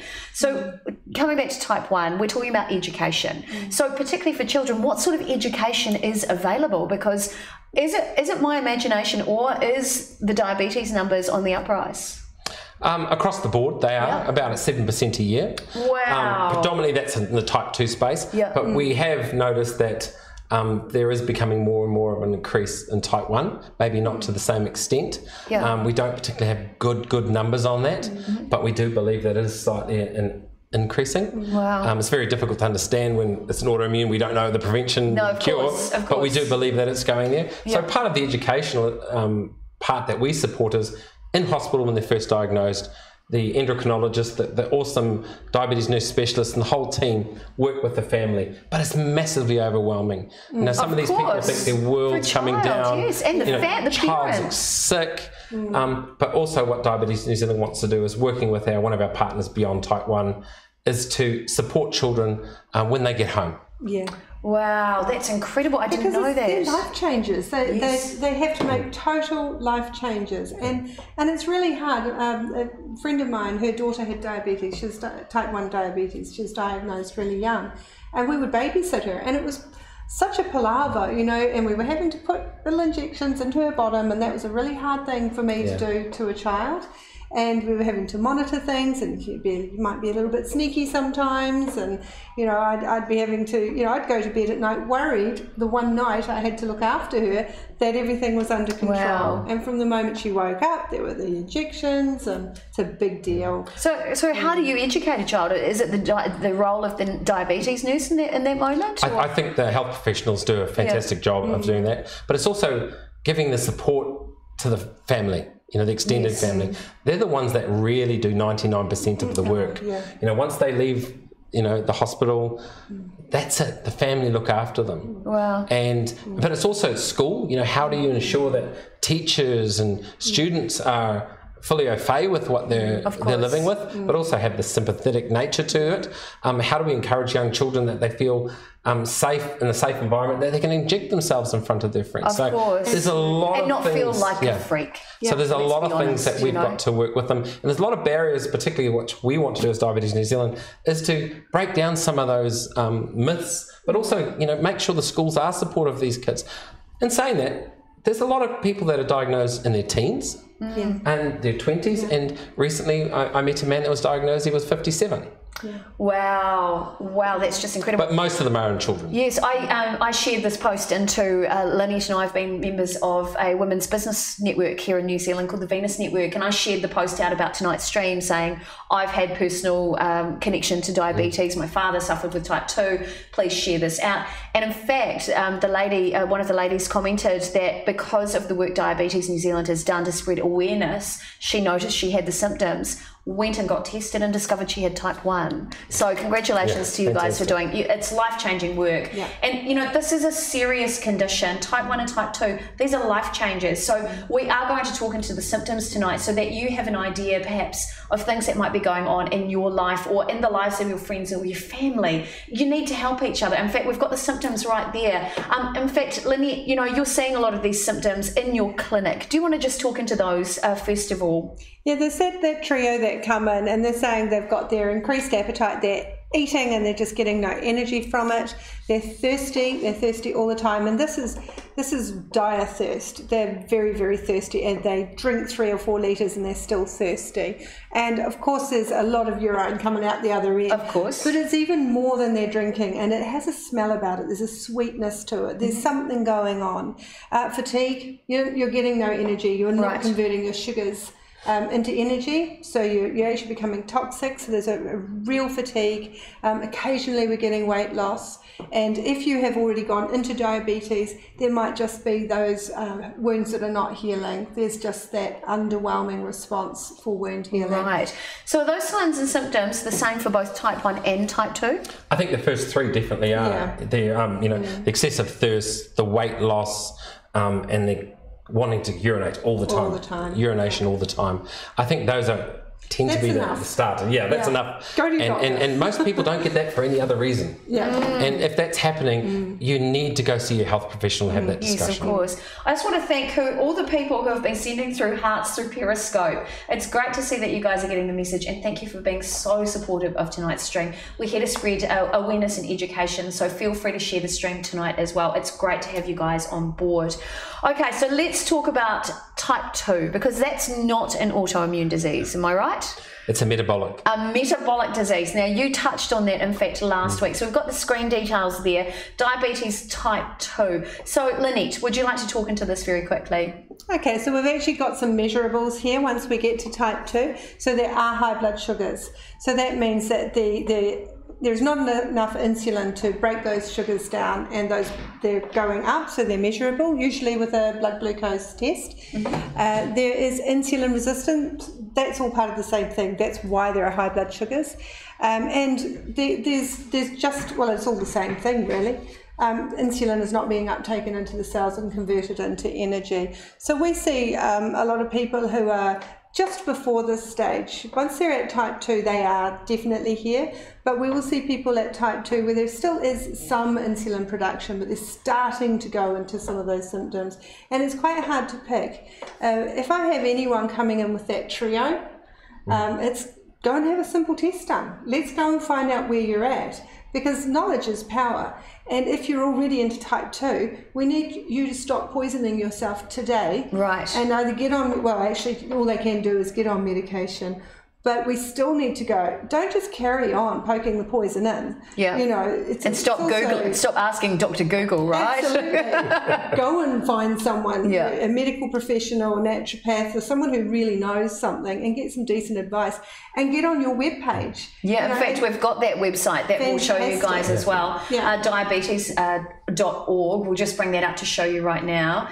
You can go onto the website. Now, Steve, what can people find when it comes to, say, the signs and symptoms, if they're looking out for maybe some tools to help them if they think they might have symptoms of diabetes? Yeah. What's on that website? I think that we got the main three. Yep. You've got the trifecta, want of a better word. Yeah, it is. And then we've got the sub ones, you know, ongoing infections. We've got the frequent infections. We've just got some other things, often hungry, unexplained weight loss. There's just, people just don't seem to be themselves. They're not. But the other thing they can look at is that when we want to encourage them, first of all, there's 1 in 4 New Zealanders with pre-diabetes. Wow. So that's huge. And we got 40 people a week being diagnosed. Wow, that is a huge number. 1 in 4, that's someone in this room. Yeah. And so we want a lot of people to know their risk. So there's a couple of things they can't change. They can't change their age. Yes. They can't change their ethnic background, and they can't change their family history. But everything else, they can. Yes. Stop smoking. Like I said, get off their backsides and go for a walk. Try to eat as well as they can.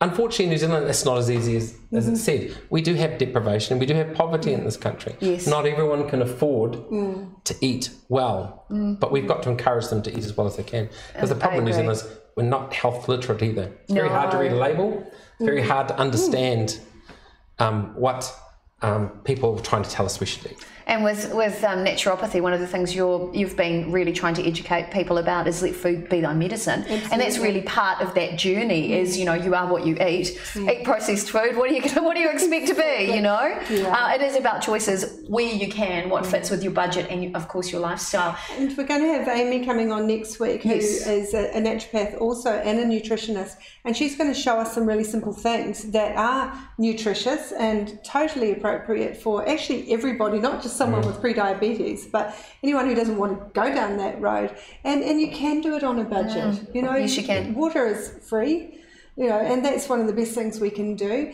And fruit and veggies, we can go to the markets. There are things we can do, but boy, we actually have to use our brain and maybe get on our bike and ride down to the markets. And, so true, absolutely. Do something. Now, one of the comments that's just come through the South Pacific College of Natural Medicine Facebook page from Karen Noble: fatigue and depression can be part of the symptoms as well and need to be recognised as ongoing high blood sugar carries on. Thoughts about that, Steve? Oh, we definitely know that people living with diabetes have a higher incidence of depression and mental health issues. So we totally acknowledge that as well. Yeah, and your thoughts around that, Lynette? Well, again, anytime you're getting energy taken away and you're feeling rubbish about yourself and it's chronic, so you're waking up and you're going to bed with it, it's got to have an impact. And we know that the impact of stress just on fatigue and health and lack of sleep So it's always, to me, it's never just, oh, diabetes is down here all by itself. It's always wrapped and woven into the whole person. Wow, that's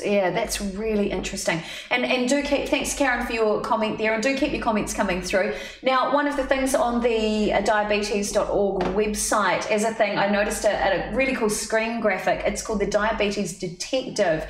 And I thought this was great. Do head to their website, by the way, because this gives you, it's a really great, simple screen graphic that gives you an idea about things you should be looking out for. It's about knowing that difference, because it's not just your life that, you know, whether you've got diabetes or someone else in your life might have diabetes. It's not just a single person's kind of issue. It affects lives, it affects communities. For me, growing up with a father who had type 2, he went blind overnight. All of a sudden we had no income and our family were thrown into poverty. That's the reality of that living in New Zealand. I'm not the only one who's experienced this, and we need to do something about this now, which is why we've got tonight's topic happening and tonight's discussion. So do be part of that discussion. And just before we head into a quick break, we're talking about some natural options as well. So I know type 1, you've got to be on insulin, is that right? There's no insulin and a good lifestyle. However, there's some natural medicine options that can support type 1 as well. Can support only. So we're looking at other factors around digestion. So if you're not breaking your fats down and other things, we'd look at digestion. If that flora, if that gut's unhealthy, everything's a problem from that point. So we're looking at the whole health of the person. We're looking at the gut, the liver, the stress levels, the relational difficulties. So naturopathically, we always work in that way. There is no medicine we can give. Certainly, we have seen people with uncontrolled type 1 diabetes, and we can work maybe with some specific herbs to try and balance out the glucose levels. Excellent. But you have to be on your medication. There is no option. Right. We won't actually work with somebody who refuses medication for any medical condition. Wow, that's really interesting to know. And of course, natural medicine can support type 2 as well. And of course, those lifestyle changes.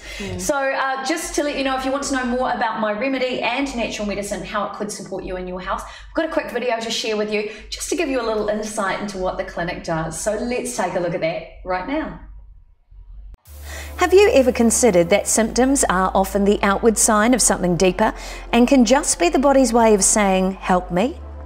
The great news is that even small changes from the inside out can affect your whole health outcome. So, are you ready to make positive changes? The team at My Remedy work with you to find solutions for optimal health and can help you with many health challenges.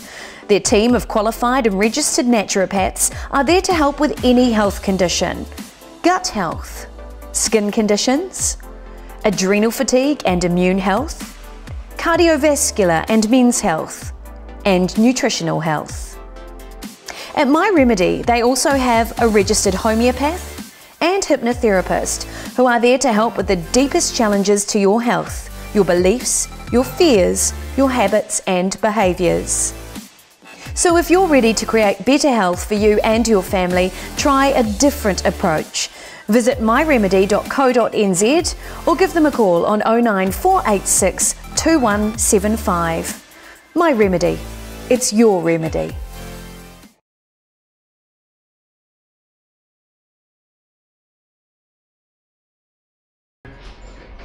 Well, welcome back to the YourFixTV studio. If you've just joined the stream, I'm Monique Bradley here at the YourFix studio. I've got with me tonight the clinical director of My Remedy in Milford. This is Lynette Hill. Hello. And I also have the CEO of Diabetes New Zealand. Kia ora to you, Steve Crew. Kia ora. How are you doing? Good. Feeling good? Very good. Awesome, awesome. Well, it is a big night. Our focus topic tonight is really talking about knowing the difference between type 1 and type 2 diabetes, a condition that's affecting more than 250,000 people here in New Zealand. And one of the big topics that's really come through tonight is about educating children. So we've got a couple of comments that have come through. Kate over on the My Remedy page said, my nephew was diagnosed at the age of 4 years with type 1. Tough for everyone. Great to hear this good sense management. That's what we like to hear. And also Debbie Curtis just sent in a comment. I was looking after a little boy in kindergarten. He was aged between 3 to 4 years, and I felt so sad for the little man as the sugar levels can hit so fast. And when they're playing, it's really hard, and the little boy was painting outside, really happy, then boom, fatigue. listless, and he fought us every step of the way, pricking his finger, then his injections, which the kindy teachers gave him, so as they were qualified to do so. And she's just written underneath a little sweetheart. Oh, amazing. So you know, I've noticed you brought in a toy with you tonight, and I'm assuming this will really fit into that part of the conversation. How do you actually educate a young child when they are in that situation? So first of all, when a child is newly diagnosed, the health professionals spend a lot of time, but it's massively overwhelming for the family. Of a lot of course. information. And so what we've done in the first instance is we've put out a lot of posters to the 1,100 odd general practice in New Zealand showing the signs and symptoms of type 1 particularly. And we want people to challenge their general practice. Good, say, we do too. Get out there and look at this. But secondly, one of our partners is Beyond Type 1, and if you've not seen that, go onto their website. This is Jerry. So cute. Jerry the bear. And Jerry's just been released in the United States probably about a year or so ago. Right. And what Jerry does, Jerry works with these little patches on an Apple or Android phone.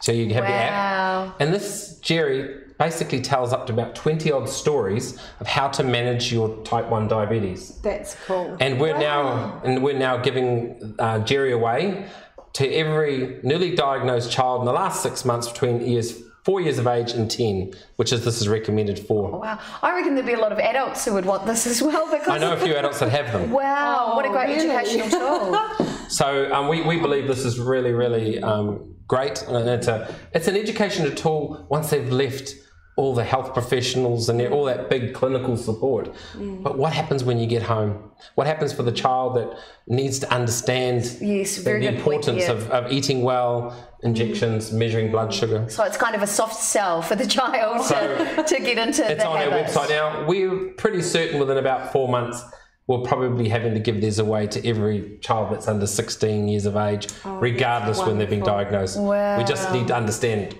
how much is going to go out. That's just incredible. So, you know, things like this are wonderful for education. What about educating adults? And I'm going to bring that back to you, actually, Lynette. Wearable technology, because my understanding is that whole idea is growing. And I mean, one of the pieces you're testing is the Helo.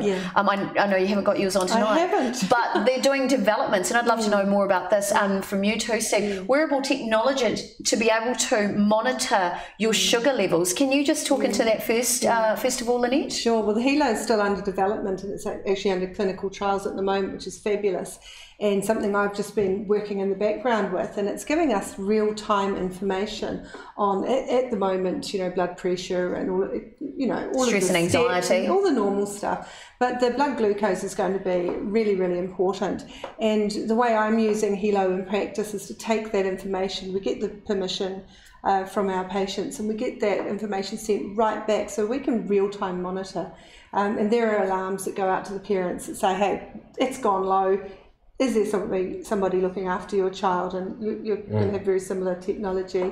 So there are things being developed which just give us more tools, and also give the child an awareness. Heck, I've gone really low. I need to go and do something without constantly pricking their finger. So it's so exciting what's coming out, which is making life easier. You know, technology which means that children can, you know, have actually something pretty cool and monitor themselves, and parents can have that little bit of a surety if their child's at the disco. They can see what's going on with those blood sugars. Wow, that's incredible. So Steve, what about, you know, on the forefront of, you know, diabetes technology, what is it you're seeing coming into play for people like that? It's very similar. Diabetes New Zealand has a relationship with Fitbit, and Fitbit have just developed their latest tool that actually senses blood sugar, and it can send it to a practitioner. No, it can actually send it to their own pump that can dictate insulin. That's amazing. One of the biggest things that Diabetes New Zealand want to advocate, and we will be very seriously to the Minister, the Ministry, and to Pharmac, is that every type 1 in New Zealand should be afforded a continuous glucose meter. They have it in Australia, they have it in most parts of the world, life-saving. and it just essentially sits on their arm, and some of them, and then it's just a go over like a wand, and it'll do the reading for them. It doesn't necessarily stop all the finger pricking. So and currently at the moment we have the Freestyle Libre, we have Dexcom, and we have Medtronic in the country. Yes. But we want those freely available I agree. Every person. I support it. Yeah. I'll And so- advocate for it too. Absolutely. It's a life changer, you know, giving people back their lives just with some simple tools. It just helps, particularly the person living with diabetes and their families. It's not going to change what they've got, but it will make things a little bit more easy to read It's and going understand. to keep more control as well. Totally and agree. also the thing that I'm excited about, and I'm really using my technology for pre-diabetes, is actually learn from what you're doing. So, you know, go and eat that bread and see what happens, you know, and it gives them that real-time data to say, particularly I'm talking more pre-diabetes, because that's really where my ability to make change is you know, you are actually doing this is what happens when you do this. Okay, now let's have a day where you don't do that, and let's see what happens. So, you know, technology is going to be so important. I totally agree. And even just coming back to the beer comment from Ross Twilton has come through. Hi, my son Sam was diagnosed at the end of last year with type 1. I'm going to look into Jerry the beer. I think this could really help him. Also, he has the Libre, is it? And it has made a huge difference to him. Good. The Freestyle Libre, it's a fantastic. Unfortunately, in New Zealand, you have to pay for it. Right. So, and those costs aren't insignificant. So what we're going to be doing is asking, why should it not be I agree. funded? Absolutely. I agree. And I do know for a fact there are many politicians that sneakily watch our shows. So shout out to the government. You guys are coming for you to make And we it certainly make a know there's difference. several politicians that are type 1. Yeah, okay. So really going for them. Right, we certainly are. Right, remember, do keep sending your questions through, all your comments. We love you being part of this conversation. And a big shout out again to everybody sending us hearts and love through a Periscope tonight. Great to have you guys on board. Let's talk risk. What is the danger of people who don't know they have diabetes, or, you know, they're getting some of these symptoms and brushing them off because everybody gets thirsty, don't they? What is that risk of uncontrolled type 1 or type 2? Do you want to start with that one, Lynette? No, I'm actually passing it over to you. You were amazing when you told me about it. Okay, Steve, hit us with what you know. If you're getting to those trifecta of symptoms, it's too late. So we know 1 in 4 New Zealanders have pre-diabetes, and the biggest growth is between 25 and 44 years of age. So you need to know your risk. So online is a simple tool. There's about 9 simple little questions, and it tells you what your status is, but it also then tells you what you can do and what you can't do. So that's on the diabetes website. We'll just bring that screen graphic up just for those of you who have just joined the stream. And people need to know their risk in the first instance. Yeah. And a lot of people are shy about understanding that risk. But if you don't, you potentially could progress well and truly down to type 2. Absolutely. But if you know your risk and deal to it, you may delay the onset, or certainly you're not going to get there so quick. Right.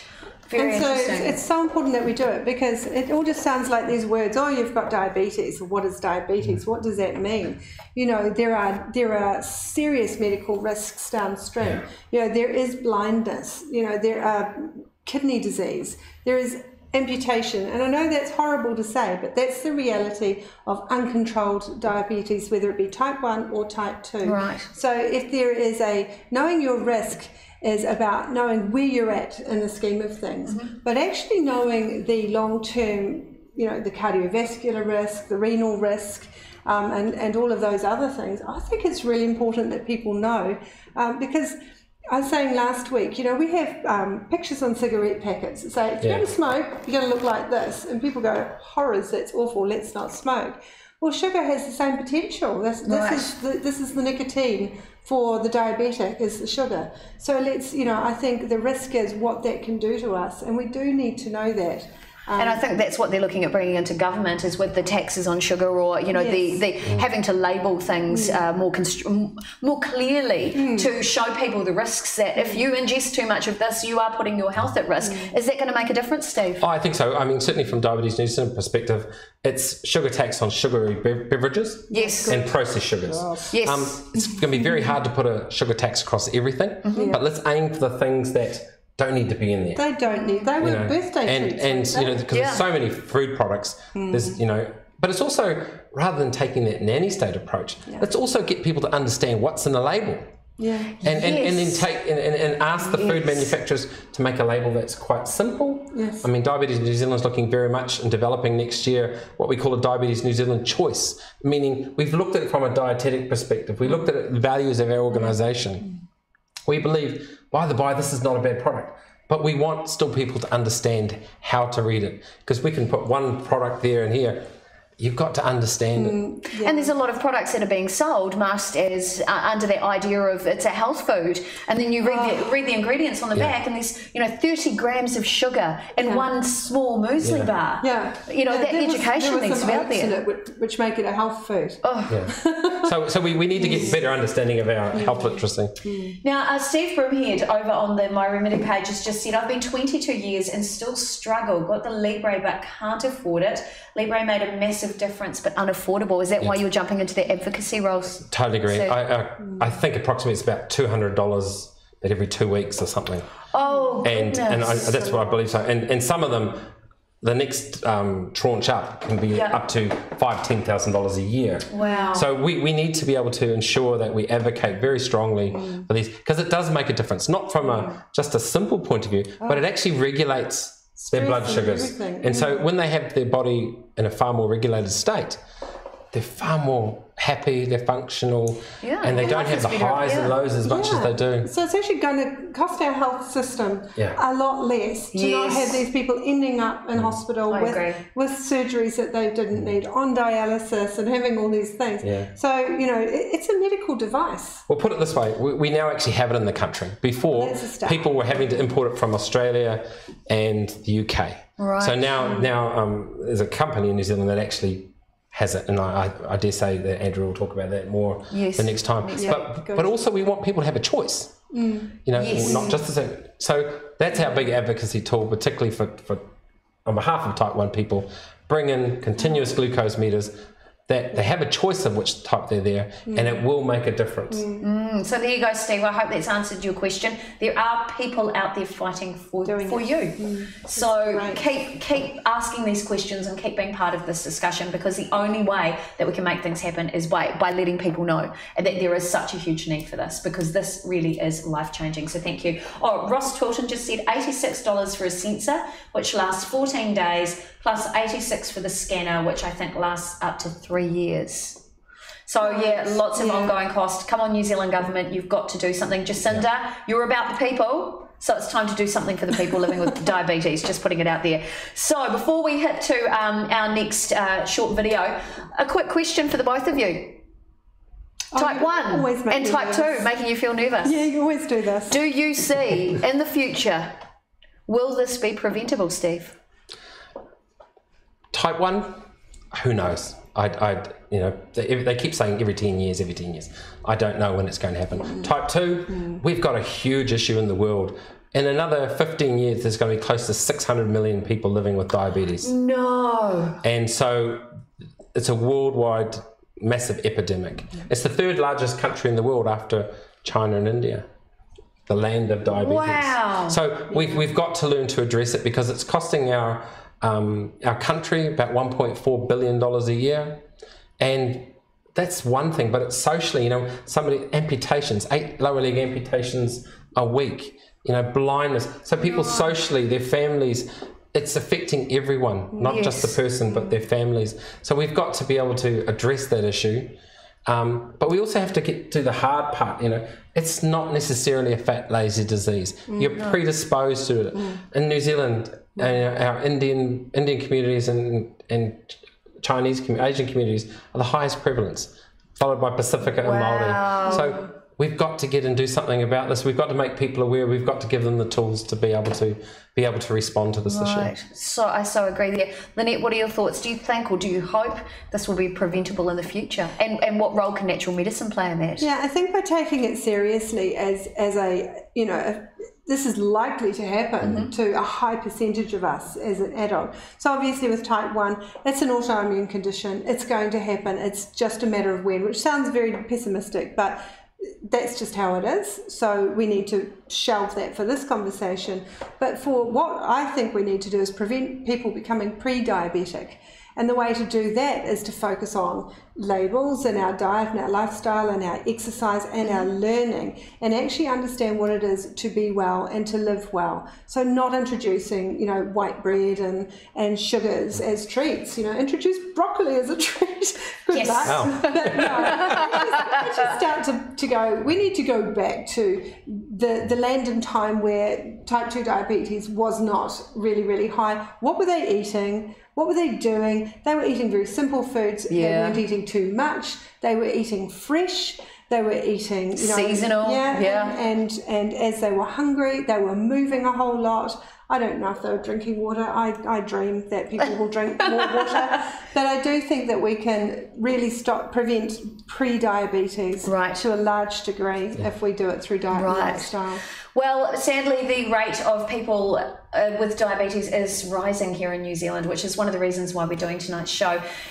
On the flip side of that, there has been a call for more people to sign up to become natural medicine practitioners, which is a great fit for tonight's show because our chief sponsor of this show is the South Pacific College of Natural Medicine. Now, they have practitioners in training who do incredible work in the community to help people who are really challenged with pre-diabetes or suffering the effects and symptoms of that, and work alongside the recommendations of their healthcare professionals to find a treatment plan or even remove some of the horrible side effects of what they might be going through and give them a way back to finding an optimal life. So we're going to show you a little bit behind the scenes of what the Power Clinic can offer you. Let's take a look at that right now.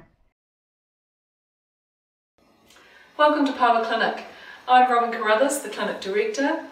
The Power Clinic is a student clinic at the South Pacific College of Natural Medicine. We've got two main functions here.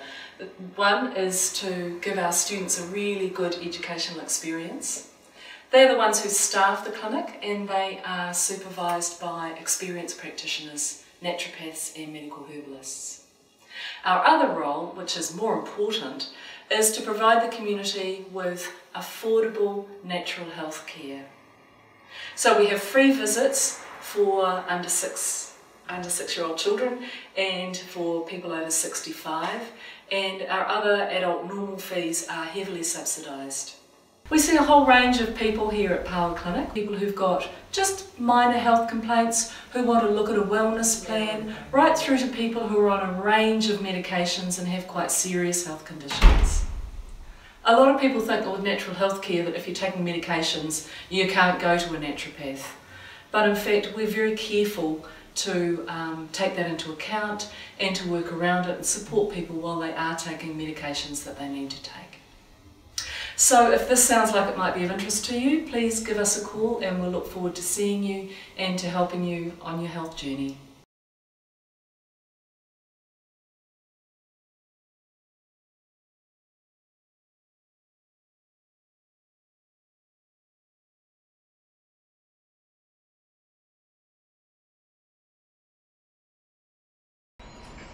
Well, it is a big conversation tonight, and if you have just joined us, welcome to the YourFixTV studio for Health Bites tonight, giving you bite-sized morsels of health information to help you find your way back to an optimal life. Now, tonight we are talking about a topic very close to my heart and close to the hearts of many people here in New Zealand, with more than 250,000 people living with diabetes and the effects. So it's not just that person with diabetes, it's their families, it's their communities, all part of that journey. We're here to spread a little bit of light and talk right now into the topic of treatment. And there are some options out there. And first of all, we're going to talk with you, Lynette Hill from My Remedy. You are a medical herbalist and a natural medicine practitioner, registered naturopath. That's the one. That's the way to do it. So Lynette, treatment options for type 1. Let's talk about that first of all. So it's the medical option. You need insulin. There's no other choice. And it's really important that you do that. We, as naturopaths, we will work with herbs that also assist the body with energy spikes, so that and also sometimes with things like specific digestive enzymes, so that you're getting good energy from all of your nutrition. Right. So we look at your lifestyle very, very closely and go, what can we do to keep this as stable as possible, so that you're not all over the place with insulin, and so that you're not going, hey, let's just eat this rubbish and have more insulin. That's not the answer to type 1. Okay, so Steve, from your expertise, so Steve is the CEO of Diabetes New Zealand, if you've just joined the stream. Steve, in your experience with 3 years as the CEO there, what are you noticing the best way to support people with type 1? I think the best one is looking out there to the pharmaceutical companies, the new types of insulin. They're getting better every time. But the biggest thing with us is the devices, the pumps, the continuous glucose meters. That is probably one of the biggest things that we can support people in New Zealand, particularly living with type 1. And the other one is, until there is a cure, and whenever that happens, is how do we give them the tools that they can live as well as they can, that they can have hope still, but they can still do some cool things that will help them in their journey. Right. And a great, oh wow, this is amazing. A couple of comments coming through. Steve Broomhead said, love you guys, wish you ran for government. I love that, a great comment there. And there's apparently charity events going on to help support what you guys are doing at the moment as well. You'll see that in the news feed. Raja Chetan has just messaged in from India. Hello to you, Raja. Do you suggest flour as an example? Because we're talking about, you know, diet as well. Flours made from flax seeds and sesame seeds and chickpeas. Are they higher in compliant for, you know, people who can't tolerate higher sugars as an example? Well, they're not simple. So the body's got more to do with them. They're not going to be converted to sugars straight away, which are not, they're going to just be another thing for the body to deal with. So it's that low GI food that is really highly nutritious, got other things in it. You know, flour is just like this white stuff. And it's got really very little left in it. So just actually eating real food, it's a much better option than eating a piece of bread with some butter and jam on it. It's not rocket science, is it? It's about making better choices. So let's talk into type 2 now. You know, what do you think, you know, obviously it's partially preventable, you would say?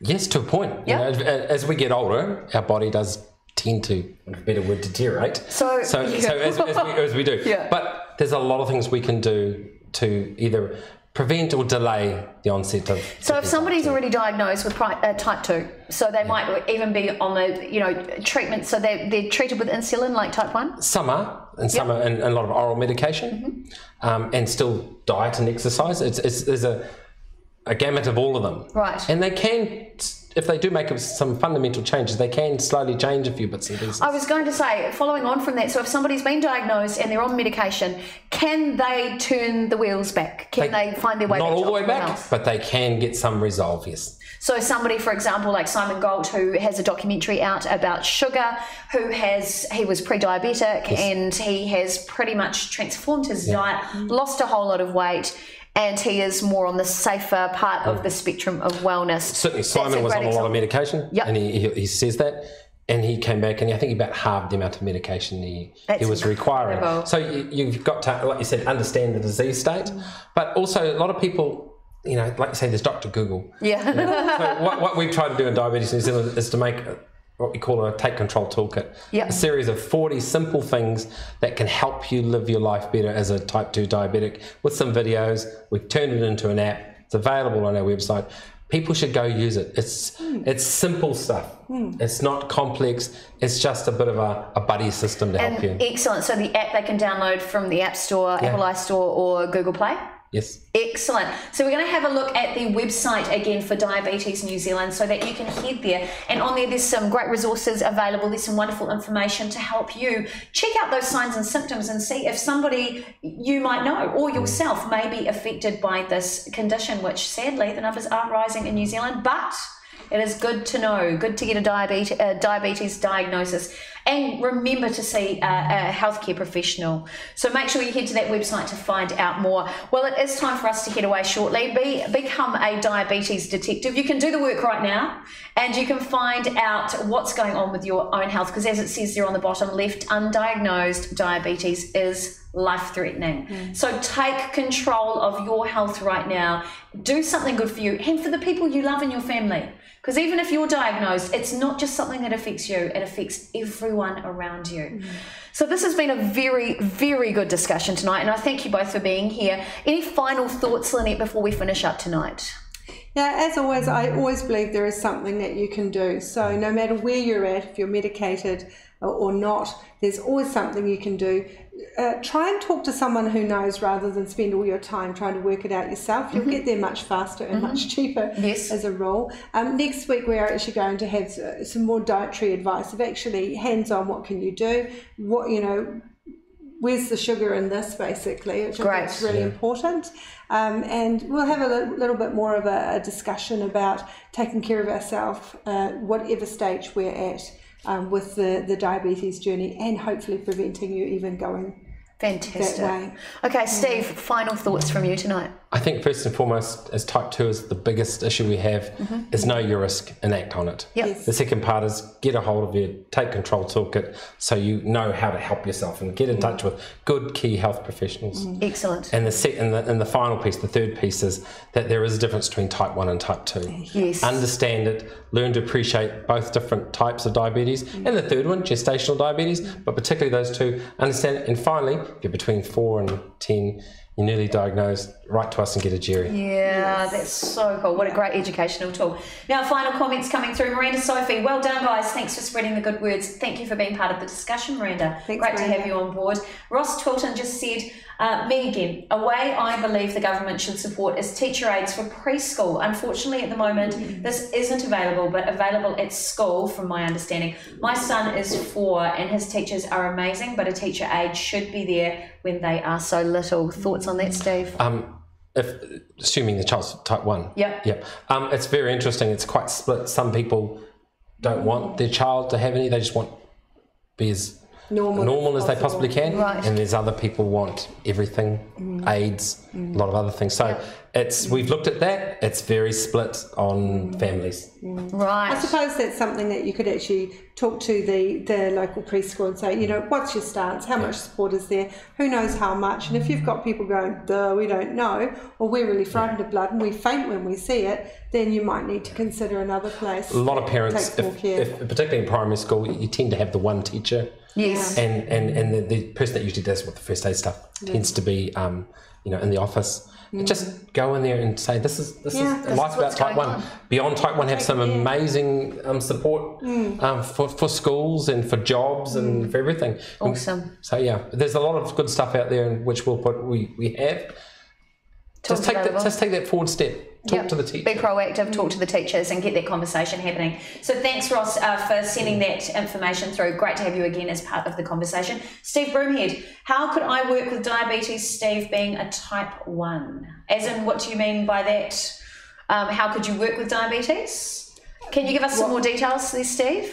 And we've got another comment coming through, so we'll come back to that one. If Steve maybe would like to send some questions in and we can maybe respond to that through the week through Health Bites, or would be really good. And I imagine what he's saying is, I've got it, what else can I do to help myself? Excellent. And that's something that we can And help for him with. that, we actually have a Facebook group called Health Bites. So and on your Facebook page, in the search engine, if you just type Health Bites, you can apply to be a member of the group, completely free. There are health practitioners and experts in that group. Shoot a question into there. And same goes for you if you are watching the show and you don't feel comfortable sharing a little bit about your life or your own questions into the newsfeed. Join that group. It's secure. There are over 200 and something people in the group, and everybody has a really valuable part to play in that conversation.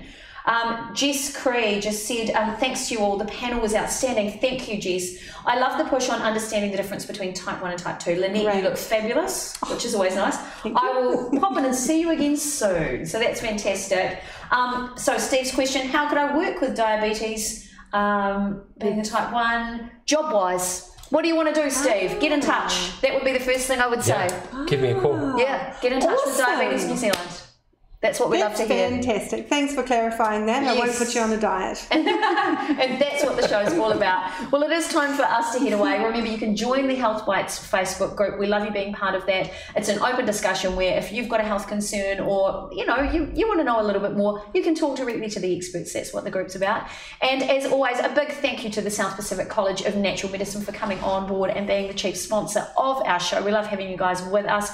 And remember too, if you are looking for a health practitioner down the natural medicine line, talk to the people at the Power Clinic. They have incredible community rates, or come and see one of Lynette's amazing practitioners at My Remedy. Details there for you on the screen, and you can Google them. That's on the allowable Google list. But as always, thank you for watching. You can be part of the show. Send us your questions every week. We've got another session next week on diabetes. And we also want to know what you want to see. So do send in your questions throughout the week, depending on which Facebook page you're watching from. Well, time to head away. Lynette, as always, a pleasure having you on board tonight. Thank you. My pleasure. Lovely to have you too. Yeah, Steve, thank you so much for being part of the show. It's a wonderful conversation to really get that awareness out there. And please, Like, share this show on whatever feed you're watching on tonight. Please share it with your friends and family, because we're here to help everybody find their way to an optimal, healthy, happy life. Time to head away. No mai haere mai, or as I should say, ka kitea no inohora. I'm Monique Bradley for Your Fix TV, and we'll see you next Monday here at 7 p.m.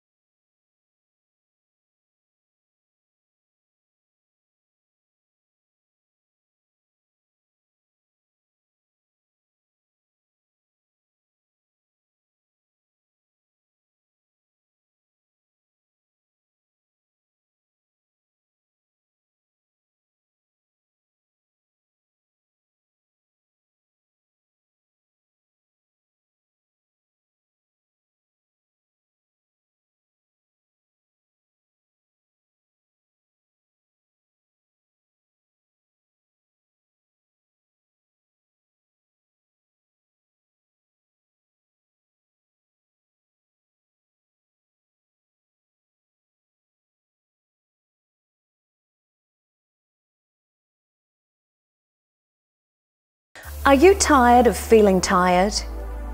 Are you struggling with vitality? Or does your body just not feel great? Join today's hosts Monique Bradley and registered naturopath Lynette Hill to talk about your health. It's Health Bites, bite-sized pieces of health and wellness information so you can own your health.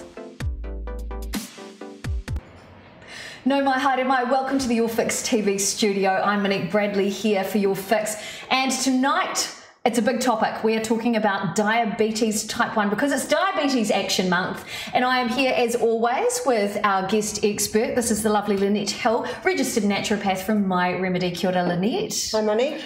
And also in the hot seat, he is the meat in tonight's proverbial sandwich. This is Andrew Good. He is a diabetes warrior doing great work to help spread the message of diabetes and how to maintain your health and working a lot with young people living with diabetes. Kia ora and good evening to you. Hey Monique, hey everyone. Hey, nice to have you on the studio, Andrew. Thank you. Look, tonight is really a big topic, and remember, as always, because we're live, feel free to message in, ask questions, say hi, be part of the conversation, and remember, if you've got friends or family who may be pre-diabetic, you've got concerns about their health, or maybe you're diabetic as well, look, invite your friends and family in so they can be part of the conversation as well. So I've got some big questions for you guys tonight, okay? I'm going to put you both in the hot seat. First of all, Lynette, shooting the first question your way. Last week we had Steve here from Diabetes Foundation, and the big topic was really talking about diabetes type 2, and I know that's very different from diabetes type 1, so we'll address this one first. Lynette, as a naturopath, you're seeing people with diabetes all the time, with type 2 and type 1. Do you think there's going to be a cure for type 2, or do you think, in your words, can it be prevented? It's a big question. So a cure, I'm not seeing anything on the horizon for that, for type 1 or for type 2. Once the beta cells are not producing insulin, they're not producing insulin. Right. It's really hard to turn the clock backwards. Yes. But so as in most things with natural medicine, prevention is the cure. So for me, the more awareness that we have about what we're putting in our mouth and what we do with sugars and what happens to sugar, that's the best preventative medicine. And also, working as we do in clinic by actually, cleaning up the diet and the lifestyle, because for type 2, it's about what you're doing, what's going into your body, right. What's happened to create this. We need to work really hard. So definitely not looking at a cure, but there's a lot of support that can be given. Excellent, excellent. Okay, so Andrew, putting you right in the hot seat right away, okay, straight up. As someone living with type 1 diabetes, first of all, what do you want our viewers to take away from tonight's show? What do you want them to know about type 1? Because we've spent a lot of time with type 2. I believe, 75% of the 250,000 people currently living with diabetes are type 2. So what do you want people to understand about type 1 during tonight's show? Yeah, so the biggest thing is there's a massive difference between type 1 diabetes and type 2. Type 1 is usually early onset, affecting young children, and it's where the pancreas actually stops working altogether, producing insulin. We've got to take injections daily, and there's no break from it, and it's with us for the rest of our lives. You can't reverse it, and yeah, just a massive difference between the two types of diabetes. Wow, that's quite a big lifestyle change for somebody, getting diagnosed and then all of a sudden having to go on daily injections.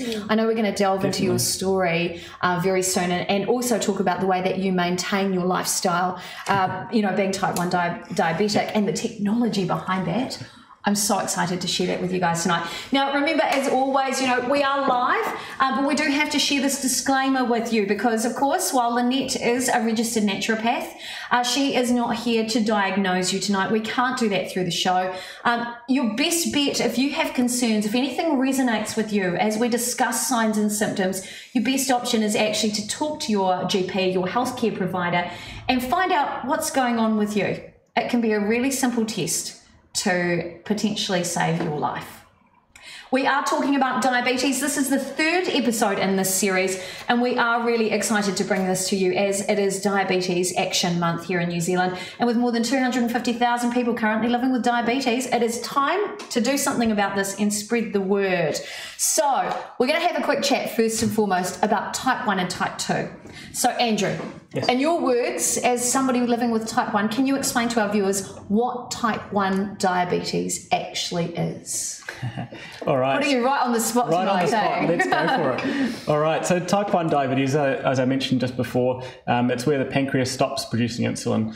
So it requires a person like myself living with type 1 diabetes to take daily injections of insulin.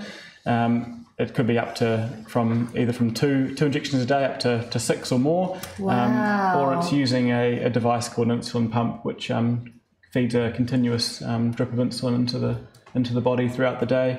It's also about knowing what we're eating, counting carbs, estimating how many carbohydrates are in every meal we have. There's no break from it.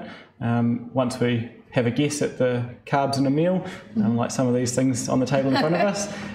We need to then inject accordingly for that, so we can balance the insulin and the carbohydrate mix. Okay, so it's your pancreas that produces the insulin, right? Yep. I mean, can you have a pancreas transplant? I mean, this is completely new to me. That'd be wonderful. I know about type 2. I've grown up with type 2, so I get it. But is there hope in the future for you guys living with type 1? Is that an option? Currently, there is no option like that to happen. I know there are a lot of companies out there researching, have done for a long time, trying to find a cure for diabetes. So yeah, there's options out there, but in the near future, it's looking pretty grim. Wow. So it is, once you're sort of diagnosed, and my understanding is it's happening more in the teenage years that people are becoming diagnosed. Is that right? Yeah, so it can happen any time from, I think the youngest in New Zealand has been about 8 months old and they've been diagnosed, which could be a very tricky time for a family to be able to deal with that. I know for myself, we've got a 13-month-old daughter. If she was diagnosed now, it wouldn't be the end of the world for us. We know how to manage it, but it would be a struggle to keep on top of that. And then it obviously goes right through to adulthood as well. In the recent years, we've seen more people in their late 20s being diagnosed, but predominantly it's sort of between that 5 and 20 age range. 5 and 20 age range. Okay. Now that's very different, Lynette, from type 2. Oh, absolutely. So the diagnosis with type 2, I'm understanding, is much older, and rather than just the pancreas going, sort of the autoimmune sort of style of condition with type 1, this is more of a lifestyle generated It condition? generally is. It's more that the diet and lifestyle has been toxic to the pancreas. So you've overloaded with sugar. You have you become insulin resistant. So you can't actually either make enough insulin anymore because the beta cells are not producing it, or you're becoming resistant and your cells are not uptaking the sugars. Right. So it's usually because there's just been too much. And things like exercise may not have been there where you're able to utilise your sugars more. So we tend to see people coming in, more of your classic story of they've gotten overweight, they've gotten unhealthy, they've gotten unwell, and then all of a sudden they've lost some weight, and lo and behold, they have diabetes, or they're pre-diabetic, and they've had a simple test at the doctor's, usually around mid-age, and it's they suddenly discover it. And it's something I'd be really encouraging people to do, is actually start asking for diabetes tests. It's nothing to get it done, and just seeing where their blood sugars are from a much younger age, and just seeing if there's a risk in there for them, because that's when you start doing something. Usually. Fantastic. But how many people are oblivious to the symptoms? Oh, most of them. Most people. And I've also had the situation where I've had people who may not quite understand the implications of being type 2, having type 2 diabetes, and they've actually said to me that, which is kind of sad, I'm pre-diabetic, but there'll be a medicine when I get to this level, and then it will take care of me. And there's this belief in medicine, which is wonderful, but why would you get to a level that you have to have, a drug or insulin injections? That's what I really want people to hear, is that there's so much you can do before you get to that point, because you're stuck there, like type 1, for the rest of your life. Okay, so let's shoot that back to type 1. How often do you think people are just ignorant to the signs and symptoms, or they don't know what's going on? I mean, in your journey, for example, how did you know that you had type 1 diabetes? What kind of triggered that? Yeah, sure. So you can't go on forever ignoring it. That's one thing. Your blood sugars, the normal range is between 4 and 8, 4 and 7, somewhere around there. And going up above that into the teens and then the high 20s, you're getting into what's called diabetic ketoacidosis. Which is where your body starts producing a lot of ketones, and it will start chewing up all the fat stores and muscle stores. So you get smaller and smaller. Yeah. So that's one of the big things that hospitals are seeing, is children coming in, lost a lot of weight, excessive thirst, things like that. And some of the big things that are coming, they're the big symptoms. And in the early stages of it, they can often be misdiagnosed as well. Diabetes New Zealand are doing a big campaign at the moment throughout the GP clinics throughout New Zealand to help identify some of those signs, because some doctors unfortunately aren't picking up or doing the test early enough. So if parents are able to know some of these symptoms, they can ask for a very quick and easy blood test to help diagnose if it's type 1 diabetes or not. Wow. And so it is more common with younger people, so they're seeing that happening more, because I know you said the age range is sort of 5 to 20. Is that becoming more are people becoming more aware that this could be going on with the child, or? Some ways it is, some ways it's not. People sort of think, oh, just sick. That child's just got no energy, or they they're always thirsty, and not actually seeing that as a trigger. Yes. Or that real failure. That's what I was meaning about very, very, very thin children. That real failure, like that, eat like a horse. Why are they so tiny and thin and scrappy and running out of energy? Yeah, it's a classic case. Yeah, some interesting comments that have come through, and I have to share them right now. First of all, the team at My Remedy have just said, "Hello, people. Here we all are again. All the best, Kate." Thank you, Kate. Great to have you watching. And then on the flip side, a couple of lovely comments have come through. Saxon Rose said, "He's a bit of all right." Hey Saxon, nice to see you watching. And then Hayley Good just said, "Is he married?" Let me guess, is that your wife? That would be my wife. Yeah, perfect. Excellent. So there you go. You are looking a picture of health tonight, Andrew. So there you go. Living with type 1 and looking amazing. So we love that. Okay, so we're hearing there's some real different kind of signs or symptoms, but the bulk of the symptoms are pretty much the same. And in fact, we do have a screen that we're going to show you. First of all, we've got a screen here which kind of shows you a little bit, if you haven't seen it before, about the difference between type 1 and type 2. So Lynette, can you just talk around that? Sure. So you can see the first one, which is type 1 diabetes, and you can see that there is glucose in the bloodstream, but there is absolutely no insulin. So there's nothing to work with the glucose. And then in type 2, it's very, very reduced insulin, and sometimes also on the receptors, they are blocked, so you can't uptake the insulin either. Right. So it's sort of a two-edged sword there. So you're a practitioner of HemoView, so you can look at people's blood to actually see what's going on, whether they've got parasites in there, whether they're, like I had, my blood cells were kind of collapsing because they were tired and I needed some fish oils and things like that to help my blood. Can you see diabetes in the blood, or is that something that has to be diagnosed by a GP? No, that needs to be diagnosed with the blood glucose monitor or the HbA1 test. Okay. So yeah, we don't see it. We often will see uncontrolled fats in the blood with diabetes, but it is not diabetes that we're looking at. Okay, fantastic. Good to know, because I like to put all the options out there and give people as much information as possible. Now we're going to talk very quickly through with you type 1. We're going to look at the signs and symptoms of type 1. I believe we've got that coming up on the screen right now. Okay, do you want to just talk through a little bit about your experience there, Andrew, with type 1, and do you know the science behind it? A little bit. I know a little bit of the science, but not the exact science. But I know that the autoimmune disease it eats away at the pancreas and the cells that produce the insulin, which help transport the glucose from the bloodstream into the muscles. With type 1, that's obviously insulin is depleted and then eventually disappears altogether, and your body no longer creates it. Right. Very interesting. So let's hit type 2, because I know that's the condition you're working with most in clinic. So we'll just bring that screen up for you now. So it's called a metabolic disorder, which means it's actually a change in your metabolism. So the way that we're actually metabolizing our sugars changes. So again, it is damage to the beta cells of the pancreas, but it's usually a little bit self-induced from diet, lifestyle. So that's really the main thing, and we start to see those high blood sugars, insulin resistance, that metabolic syndrome that is represented by usually the larger belly, but not always. Okay, very interesting points there. Signs and symptoms. I mean, this is a big one. First? What do people need to keep an eye out for? Who wants to go first? I mean, when you were diagnosed, what were the signs and symptoms you noticed? Yeah, it was a while ago now. I was 5 years old when it happened. Really? I've had diabetes for a wee while now, and I've seen a lot of the changes in technology especially happening. But when I was first diagnosed, it was really thirsty, really tired, no energy, and losing body weight as well. Those are sort of the classic symptoms. There are a few others to look out for, but those are the major ones to be aware of. Okay. Yeah. Now, how is that different from type 2? Well, it's not really, but there's often a lot more goes on, and the person is often much sicker in other ways. But again, it's too much urination, constantly thirsty, can't actually drink enough, super hungry, and often with weight loss as well, and fatigue. It's a little bit different than the type 1, whoops, I just dropped on the floor and need sugar right now. But they're really tired.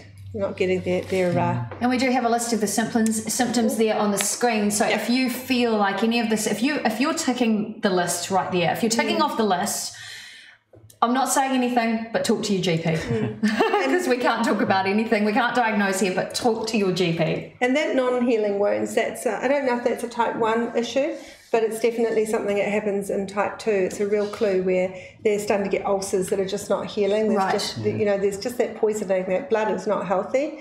And also often in type 2 diabetes, I'm not sure about one again, they've gone really low in B12, which is, you know, because of gut and digestion. They can't actually feel the injury to their feet. So, you know, you can go... That's what my father has. Yeah, that's stand on something, get a wound, can't feel it.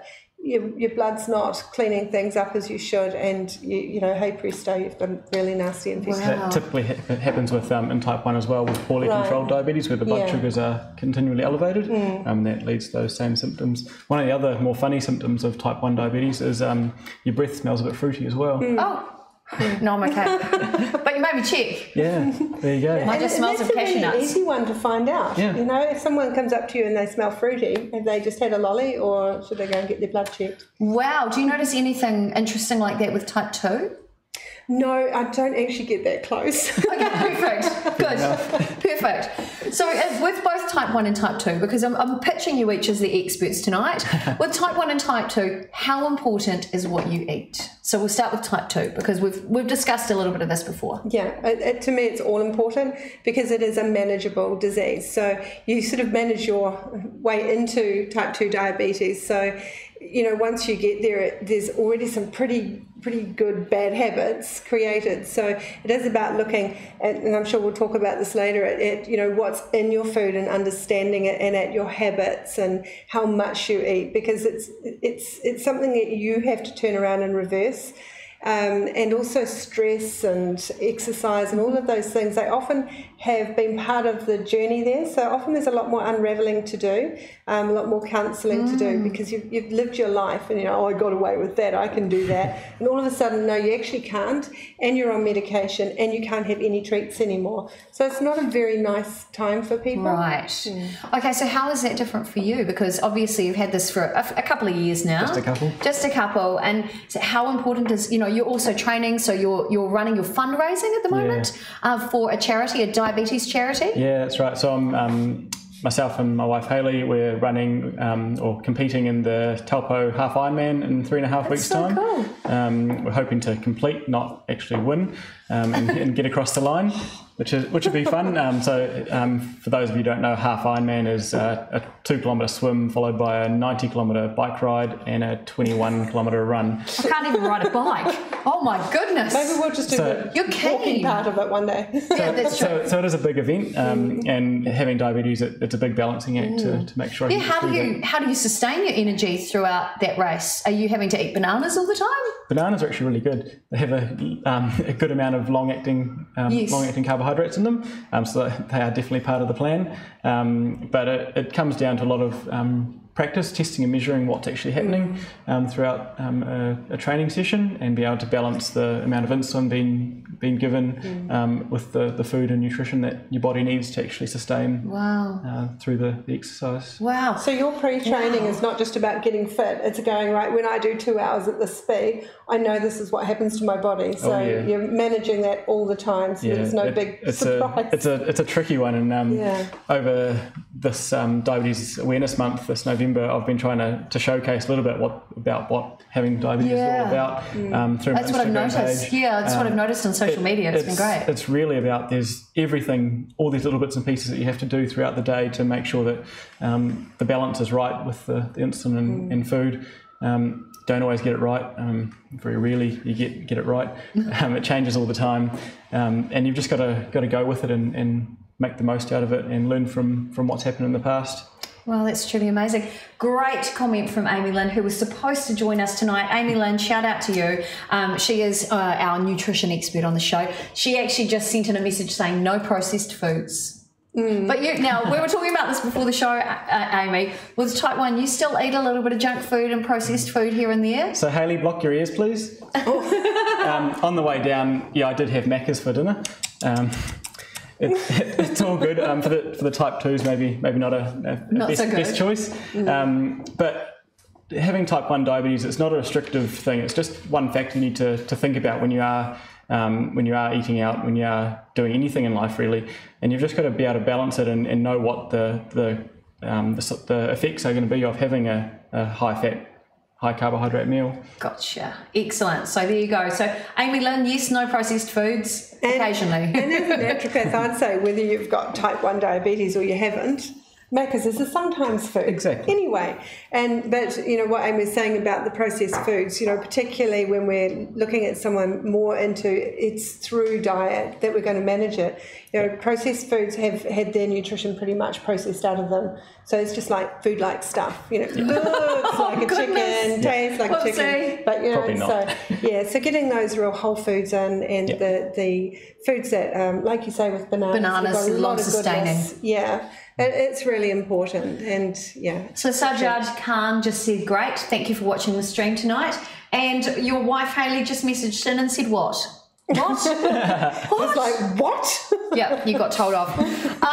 So yeah, that's pretty amazing. Now, Diabetes New Zealand are doing an amazing amount of work to help spread awareness. It is Diabetes Action Month at the moment. So if anything's resonating with you, if you want to find out more, we've got a screen image to show you. You can go onto the diabetes.org.nz website and you can find out more about what they do to support people with diabetes. And also there's a heap of information. You can become a diabetes detective as well. And you can actually find out information, check the signs and symptoms, talk to your family, have that conversation, become the detective in your family and see if you can help yourself and the wellness of your family, because it's not just about you, my friends. It is about your partners, your children, your extended family. It's about your grandparents. It's about your community. So, you know, it is a bit of an epidemic in here, so we need to do everything we can to get that information and that awareness out there. Now, if you are feeling a little bit less than fabulous, perhaps one of the team at My Remedy could help you on your journey to find your way to optimal health. So let's take a look at a little bit behind the scenes and meet the people at My Remedy. We'll take a look right now. Have you ever considered that symptoms are often the outward sign of something deeper and can just be the body's way of saying, help me? The great news is that even small changes from the inside out can affect your whole health outcome. So, are you ready to make positive changes? The team at My Remedy work with you to find solutions for optimal health and can help you with many health challenges. Their team of qualified and registered naturopaths are there to help with any health condition: gut health, skin conditions, adrenal fatigue and immune health, cardiovascular and men's health, and nutritional health. At My Remedy, they also have a registered homeopath and hypnotherapist who are there to help with the deepest challenges to your health, your beliefs, your fears, your habits and behaviours. So if you're ready to create better health for you and your family, try a different approach. Visit myremedy.co.nz or give them a call on 09486 2175. My Remedy. It's your remedy.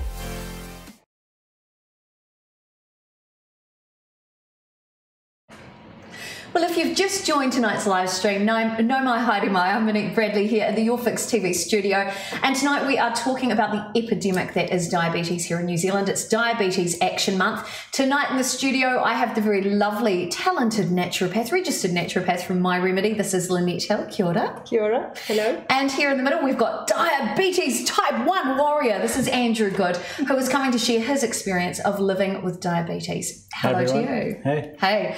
All right, so it's a big conversation tonight. I've just had some comments come in. Amy Lynn just said there are a lot of hidden sugars in low-fat foods. Be aware. We're just about to delve into that topic right now, actually. So thank you, Amy Lynn. Lovely to have you here, part of the show virtually. Yeah, it's good. Some other comments that have come through. Jackie Van Blurk said, awesome work, Andrew. Congratulations, hey, Jackie. I think that you're a bit of a favourite on the show tonight. It's a little bit of a fan club. I know, right? And Laura Snowden just said, yay, Andrew, great job with the awareness. I'm doing my bit too. This is what it's about, right? Yeah. Social media is about a giant community where we can actually look out for each other. So let's do this. And that makes me want to tell everybody to share tonight's live stream. In fact, all of these Health Bites streams, particularly this month, we've been talking about diabetes. Please share, please tag people in. If you're associated with a Facebook page that's associated with diabetes anywhere around the world, if you're involved in a Facebook group, please share this, because we're trying to do our bit to help people who may not even know that they have this condition. So we are going to delve into the topic of food. So first of all, Andrew, what do you eat? What can you eat living with type 1 diabetes? Anything. Awesome. Quick answer, anything. Anything? Yeah, anything. Obviously having a healthy diet and a healthy lifestyle is the key to anything, any life. Diabetes or type 1 diabetes is just another factor I have to encounter throughout the day. Eating breakfast, lunch, dinner, snacks, just have to make sure I'm balancing what I'm eating with the right amount of insulin being put into me. Right. So with your experience working with type 2 predominantly in your clinic in Milford, you know, how important is educating people about what they eat? Probably far more so, because again it's up to you to manage it now, because if you're at a pre-diabetic stage, there's every chance of reversing it. So food becomes massively important, and that's, you know, where Amy, who was just on before, will sort of talk to their people, her patients, about real food, whole food that's going to provide a lot of goodness, not processed, you know, low sugars, low carbs if necessary, getting protein in there and getting it balanced, you know, not too much of anything. And also, you know, managing those small portions to keep the energy a little bit more uniform through the day. I also like to talk to people about stress, because if you're really stressed, which you usually are when you get any kind of diagnosis, and beforehand, you're not digesting your food at the best of times. So it's about getting, you know, chewing it, smelling it, digesting it. Getting the gut going properly as well. Absolutely, yeah. And there's a lot of factors involved in that. It's not just food. It's food, exercise, lifestyle. It's the whole lot. And so is it similar with type 1? So does, say, the effects of stress affect type 1 diabetes as well? Do you notice spikes in your blood sugar? Yeah, stress, exercise, food, all plays a part in the level of blood sugar throughout the day. Sometimes your blood sugars go high for no apparent reason.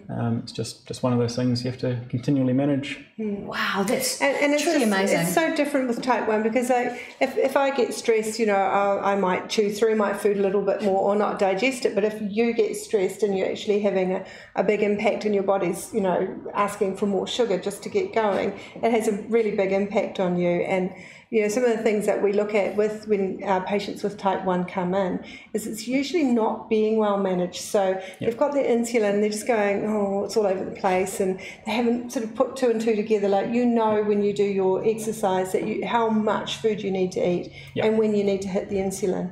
So it's about getting the brain involved with the body, and we also work sometimes with some basic things to just kind of try and trim out the sugar spikes, you know, just so that they can be more healthy with their management. Not eating McDonald's every day. Not eating sometimes food. Sorry, no, you carry on. The other thing is having those spikes or the high blood sugars or low blood sugars. It really affects performance and everything. Exercise, mental awareness, being able to concentrate at work, all those things that really affect. So if your blood sugar's not in that ideal range of sort of 4 to 7, then chances are you're not able to perform to your best ability.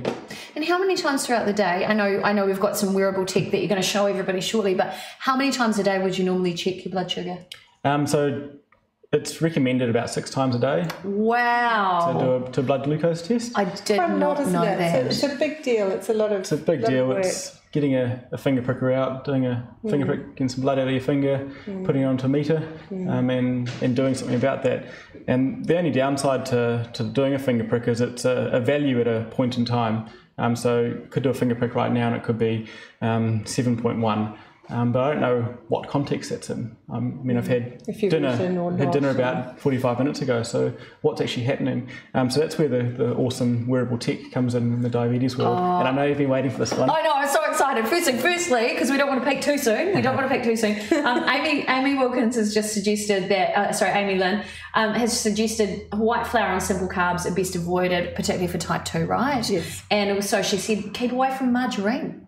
Again, you're talking about the processed foods. Very interesting. I'd love her to actually say why. Yes. Amy, tell us why. Amy, share it in the newsfeed. Okay, so we've got some food. Andrew, we've got some pretty surprising foods here, which I thought would be quite healthy, and there's a lot of hidden sugars in here. And I know one of the things you do with type 1 is you actually have to carry around sugar with you. So I just want to have a look at that. So for me, I usually carry what's called dextro tablets around with me. They're, actually get one out if I find a way to open it. So when the blood sugar is low, each of these tablets has about 4 grams of glucose in them. Wow. So munch down a few of them, and some longer acting carbs will usually fix the low, depending on how longer acting carbs. Are you talking, say, kumara or something like that? If you want to get that technical, you could just go for a muesli bar. A muesli bar. Okay, gotcha.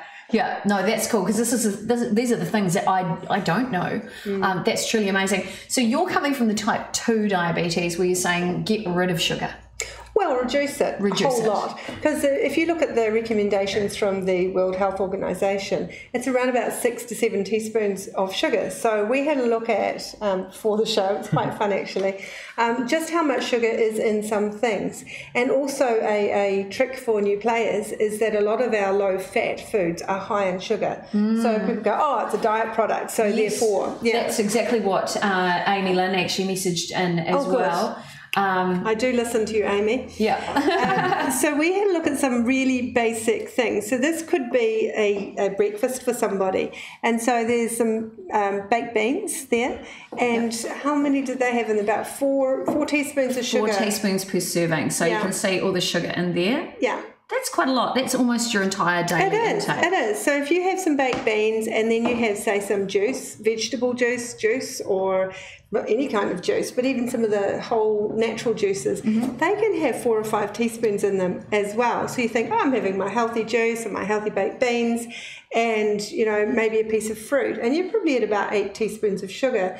And this is what's really hard for people to understand when they're actually having to suddenly severely restrict sugar, is that it's hidden in everything. You know, in a lot of low-fat products, there's hardly any fat, but there's a whole lot of sugar in there to give it the flavour. Yes, of course. And so it is about, unless you can work it out yourself, you've got to read labels. You know, the diabetes website has got some good ideas of how much sugar is in things. There's movies like, you know, What the Sugar, and I think Amy was talking about something called Raw.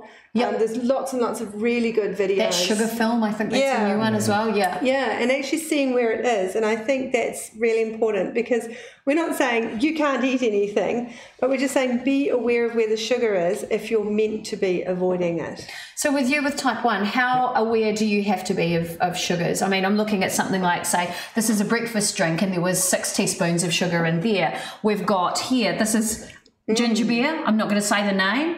All of that sugar right there. I mean, there was 13 teaspoons you wouldn't of just sugar. sit there and chow down on that sugar, No, you wouldn't.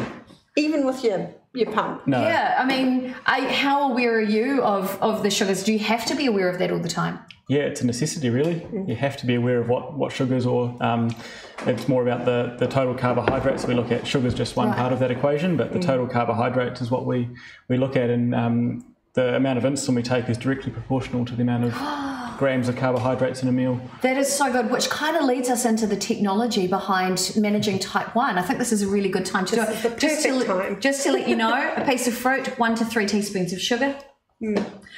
Something like, we've got a vegetable and fruit juice there over towards Lynette that had 5 teaspoons of sugar in there. Yeah. So be really mindful. Start reading the backs of packets. Have a look at how much sugar you're ingesting. So coming back to you, Mr. Type 1 Warrior, you're amazing. You've got some wearable tech, and I just think this is incredible, because you can't see it. You cannot see it, and yet you're like Iron Man. The Iron Man for diabetes. So talk us through how you use technology to maintain your health. Yeah, sure. Or you could put it like the guy at the pool said a couple of weeks ago, you're missing a few wires there. Oh. Because it does kind of look like that, because That's incredible. If we start pulling things out, we've firstly got the insulin pump. So we've got a small reservoir of insulin in there, which lasts for about 3 days. 3-day supply in there. So the insulin pump drip feeds every few minutes a small dose of insulin, which we call our background insulin, or our basal insulin. So that covers us throughout the day. If we don't eat anything, then that will keep our blood sugars in range if it's correctly programmed. Right. And so you add your carbohydrates into this machine? Yeah, so if I was to sit down and have a glass of ginger beer, I know roughly, depending on which brand, and you always look at the label to have a look at the total grams of carbohydrates. All I do is just open up my pump and dial up to the number of grams of carbohydrates and press go. That is truly incredible. Push all the insulin straight into me. So where does that, from this, you know, because I can see you're connected with a wire. Are you happy to show where it goes? So here's one of the wires, and that just goes into a site. Look at that. Which sits in my stomach. So it does come off, but that just sits there, gets changed every 3 days. There's a small Teflon needle that sits just under the skin. That's incredible. That's great. And it sits in there for 3 days. Every 3 days you take it out and put a new one in. So when you went to the swimming pool, Yep. What did you do? Because you can't take that in the water, can you? What did you do? Did you just pop that off and go swimming like normal? So just pop it off and Like a normal person. No, I mean, you are a normal person. No, do you know what I mean? It's like, can you take it in the water? Do you do that? Because this is so new to me. This particular model is splash proof or dunk proof. So if you dunk it, it can come out and it should survive. There's another model of pump on the market which they do advertise as being waterproof. Oh, that's good. It's incredible. Actually, where would you put it when you're swimming? And it gets snagged on a lot of things. So true. So it doesn't really matter. But they do last pretty well, pretty sturdy. They're attached 24/7. Amazing. Now, how does this monitor? So that's for you to be able to monitor how much you're eating, so you can monitor that yourself. Yep. How does it check your blood sugar levels, though? Yeah, so this just injects the insulin into me. Right. Blood sugar testing up until very recently used to be a finger prick, and as I said before, it's a point-in-time result.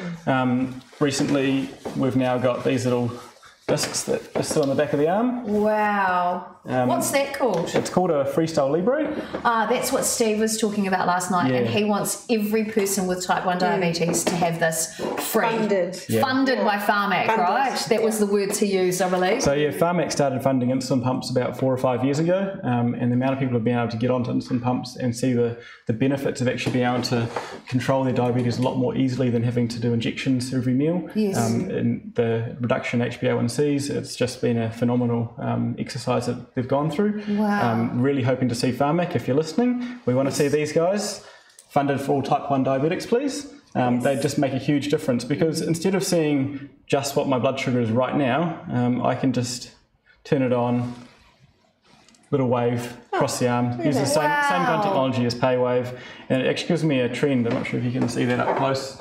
Bit of a roller coaster today, up and down. But it's the stress of being on TV. It's the stress of being on TV. I've been freaking out all day. Oh, right. But from this... It's not that scary, really. It's not too bad. No. From this, I can actually see that right now my blood sugar is stable at 13.1. Earlier today, I could see it was dropping really quickly, and I could actually do something before it got into a situation where it would be a big issue for me. So I could see that happening. It just blows my mind. So Pharmac, shout out to you guys. Do something good for our community. Do something good for our people living with type 1. These need to be funded. There's not a huge amount of people in New Zealand with type 1. And particularly the children. Good. You know, it's so hard for them. It's, you know, I was saying a colleague of mine, we would look after her daughter, and you know, we'd have to, if she was going to a disco and she'd be sneaky, we'd get the phone call and we'd have to balance things out and measure things and what does she need to eat, and you know, I think we gave her 2 injections at night and 1 in the morning, and it was really stressful for me. And she took it all in her stride, but I think it was, you know, stressful for her sometimes too. Wow. So with this piece of technology that you wear, how often is that changed? So this one lasts 2 weeks. If you're lucky, you can get it snagged on doorways and taking clothes off. They do get in the way a bit, especially the insulin pump with the cable on it. Walking past a doorknob but too close can rip it out. Whoopsie. Which does kind of hurt. Oh, that would hurt. And before they were funded, it was quite an expensive mistake. Oh, right. These ones here, they cost a bit of money too. It costs about $50 a week just to run that. So it's a cost that does add up. So Pharmac, please. Do what you can do. How can people find out about this technology? Should they go to the diabetes.org.nz website? Yeah. Or would it be their diabetes nurse that would help them find their way to this sort of technology? Yeah, so the diabetes website, your nurse specialists and hospital staff, they're able to help out, or you can buy directly from mediarray.co.nz. They're the local suppliers in New Zealand. Perfect. Excellent. We love to hear that, and that's keeping you guys up to date. Just checking on the news feed here. A question from our friend Raja over in Kashmir in India. He's just said, is there any possibility one can be diabetic despite the fact the bloke has left the sugar long ago? So it's an interesting question. So somebody could, you know, they've changed their diet, can they still be diabetic? I suppose with type 1, yeah, they can, right? Oh, you are. You're never going to lose it. No, that's right. It's with you for life. Yes, and if you're type 2, you are diabetic as well. It's still a different form of diabetes, totally different, but you have lost the ability to look after the sugars as you should. So, yeah, the fact that you're not eating sugar anymore is great, but you still would have an issue if you were to reintroduce it. So I hope that answered your question, Raja. Great to have you on tonight's stream. So Amy Lynn's messages, right. If you could see the chemical structure of margarine, you would see that it doesn't fit or connect with any of our body structures. The body gets confused and doesn't know what to do with it. It's often got petrol chemicals in it as well, making more toxins for the liver to deal with. That's a big one, Amy. And that's a good reason to just eat real butter, food. real food. Like, have a look at it, and if it's got more than 2 or 3 ingredients, it's not real food anymore. It's something else. It's made from once upon a time real food or things that look like food. So I know I'd always say just get as close to nature as possible. It usually tastes better. You need to know what it was and what it is. I love it. Fantastic stuff. So Andrew, very quickly before we hit our next break, have you ever tried other therapies to go with your type 1 diabetes, or when you were diagnosed that was your only option? That is really the only option for type 1. You have to have insulin to keep the blood sugars in range. Obviously the technology has changed over the years, over the 25 years that I've had diabetes now. Even doing a finger prick is about 5 or 6 times quicker than it used to be. Wow. And just all the technology and the way that technology is speeding up progress, it's just amazing. Hopefully we'll see closed loop systems in the near future. Wow. But at the end of the day, you need to be provided with insulin. Yeah, There's definitely. nothing else. Okay, so with type 2, how can, say, natural medicine or something like that help with somebody with type 2, or should they be on insulin straight away? I mean, you can't really diagnose. There's kind of a stepping stone where you might start with metformin to get the body trying to respond better. That's usually when you're in that resistance stage. We would also, as a naturopath at that point, that's where we really like to be consulted. And we would use, there's some really specific herbs. I've bought it, I can't show you what they are. Yes. But there are some, therapeutically valid herbs, and the names are things like Glynordica and Gymnema.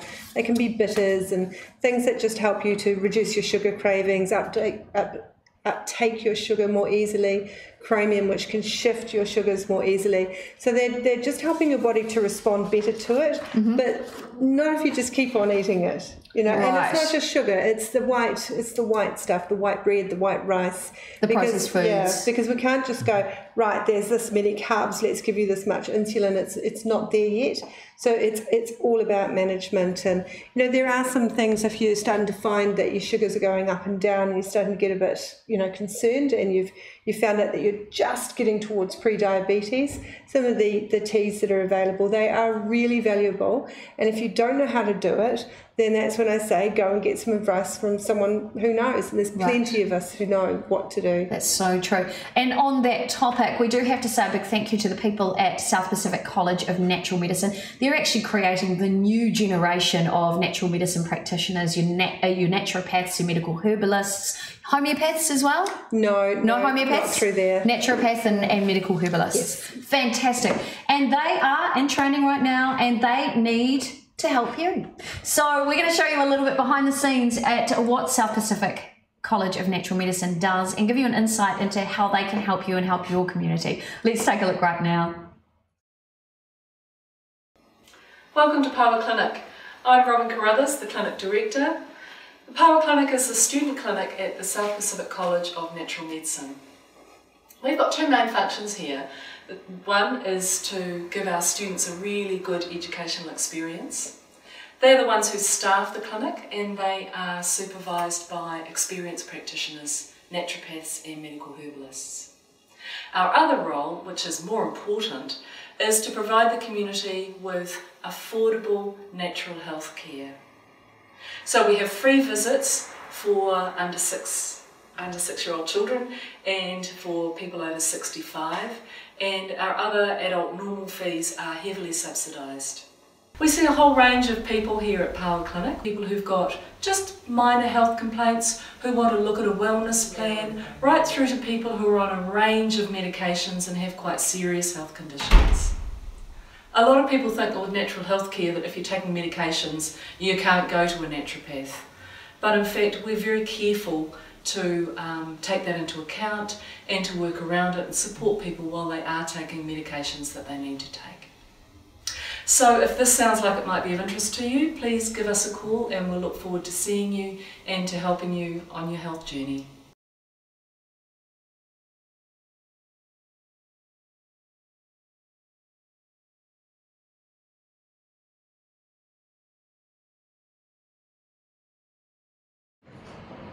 Well, it is almost time for us to head away. Look, I really want to say thank you to all of you for joining us in the newsfeed, sending in your questions, your comments, and being part of the show, because we really want to spread that message of get yourself, notice the signs and symptoms, get yourself tested, do something for you and for your health, because it's not just you that diabetes affects. It's your friends, it's your family, it's your children.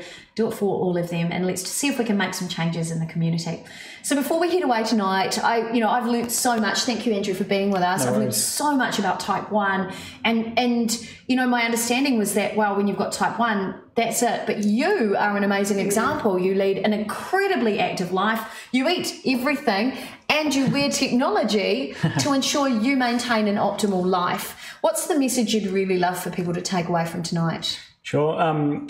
Don't let diabetes stop you from what you want to do. It's not a restricting factor. It's just a factor that you need to take into account when you are planning to do anything. Make sure you know the signs. Be great to have fewer children going to hospital into the DKA where their blood sugars are really high. So if your child is really thirsty, losing weight, really hungry, fruity breath, any of those sort of things, ask your GP to have a blood test done to test for diabetes. And you're doing work with Diabetes Youth, is that right? Yes, I work with Diabetes Youth Auckland. So we put on a lot of events throughout the year. Our next one coming up is a children's camp for 9 to 12-year-olds at Long Bay in Auckland. Wow. We have roughly 50 kids who come along to that, and they get a lot out of it. They can see from us adult volunteers who all got type 1 diabetes as well. They learn a lot from us. They learn a lot about themselves. They learn how to do their first injections, their first pump site changes. Wow. It's all about independence and learning how to live life to the fullest, even though you do have another factor to take into account. And how can people support Diabetes Youth? How can through Facebook? Can they like the Facebook page? Yeah, so come along. The Diabetes New Zealand Facebook page, the Diabetes Youth Auckland Facebook page, great places to start, get a lot of good information out of them. There's also a lot of private groups out there for parents, for teens, for support people. Great place to ask questions and get support through the community. Excellent, thank you so much. Lynette, before we head away, what's the big message? Is you've been interfacing with people in your clinic, people who are pre-diabetic or gestational diabetes, or they're just getting into having type 2 diabetes. What's the big message you want people to take away from this series of episodes on this topic? Two things. One is you are what you eat, so you should be really cautious about what you put in your mouth. And the other is if you have any symptom of any disease, and particularly that trifecta, urination and thirst and tiredness. No, it was the hunger. Yeah, the hunger. Any of those symptoms, it's such a simple thing. Just go and get it checked out. And if it's something that you need medication for, we've got RoboCop here. He's got all of his the warrior. Yeah, Andrew the warrior. Just get onto it and get well again. I love that. Look, I really have to thank you guys for joining us. If you've missed any of the episodes, so this is episode number 3 in our series on diabetes. There is so much information in every episode. They will be re-screening next week, all 3 back to back. So you can actually join us on whatever news feed you're watching on tonight. Join us, still ask questions. Lynette and I will be on the streams doing all the moderating, so feel free to ask questions. And if we can't answer it for you during the news feed, we will find out the details and we'll put those answers into our Health Bites Facebook group. Now you can join that just in the Facebook under your search engine. Just search for Health Bites. and you'll be able to find us. There are practitioners, health practitioners in that group, so feel free to ask any questions, not just regarding tonight's topic, but anything to do with your own journey, finding your way to optimal health. Right, time for us to head away. A big thank you to the wonderful people behind tonight's show and to everybody who brings this together. Firstly, Pete Ward from YourFixTV, who is behind the scenes tonight doing all the camera changing and making the sound happen. Thanks, Pete, you do a great job. Also, a big thank you to the people at South Pacific College of Natural Medicine. We love you guys. We love what you do. Thanks for creating a new generation of wonderful practitioners that are working through the Power Clinic there. If you do want to have a consultation, please chat to the people at Power Clinic. All the details there on the screen, or consider contacting the team at My Remedy. They are incredibly talented, very gifted at what they do, incredibly knowledgeable, and look, it's a great way to find your way to feeling good. Thanks again for being part of the show. Send us your questions in the Facebook group and tell us, what do you want to see? We're ready to open up the floor and have a conversation with you. And remember, share the show. We want to really share the message of health and wellness. And remember, Health Bites is all about finding your way to happiness and health, one bite-sized morsel at a time. Thanks, team, for joining me tonight. No worries, thank you. And thank you guys for watching. Take care, love one another, and we'll see you with next week's rebroadcast. Ka kite anō inohora.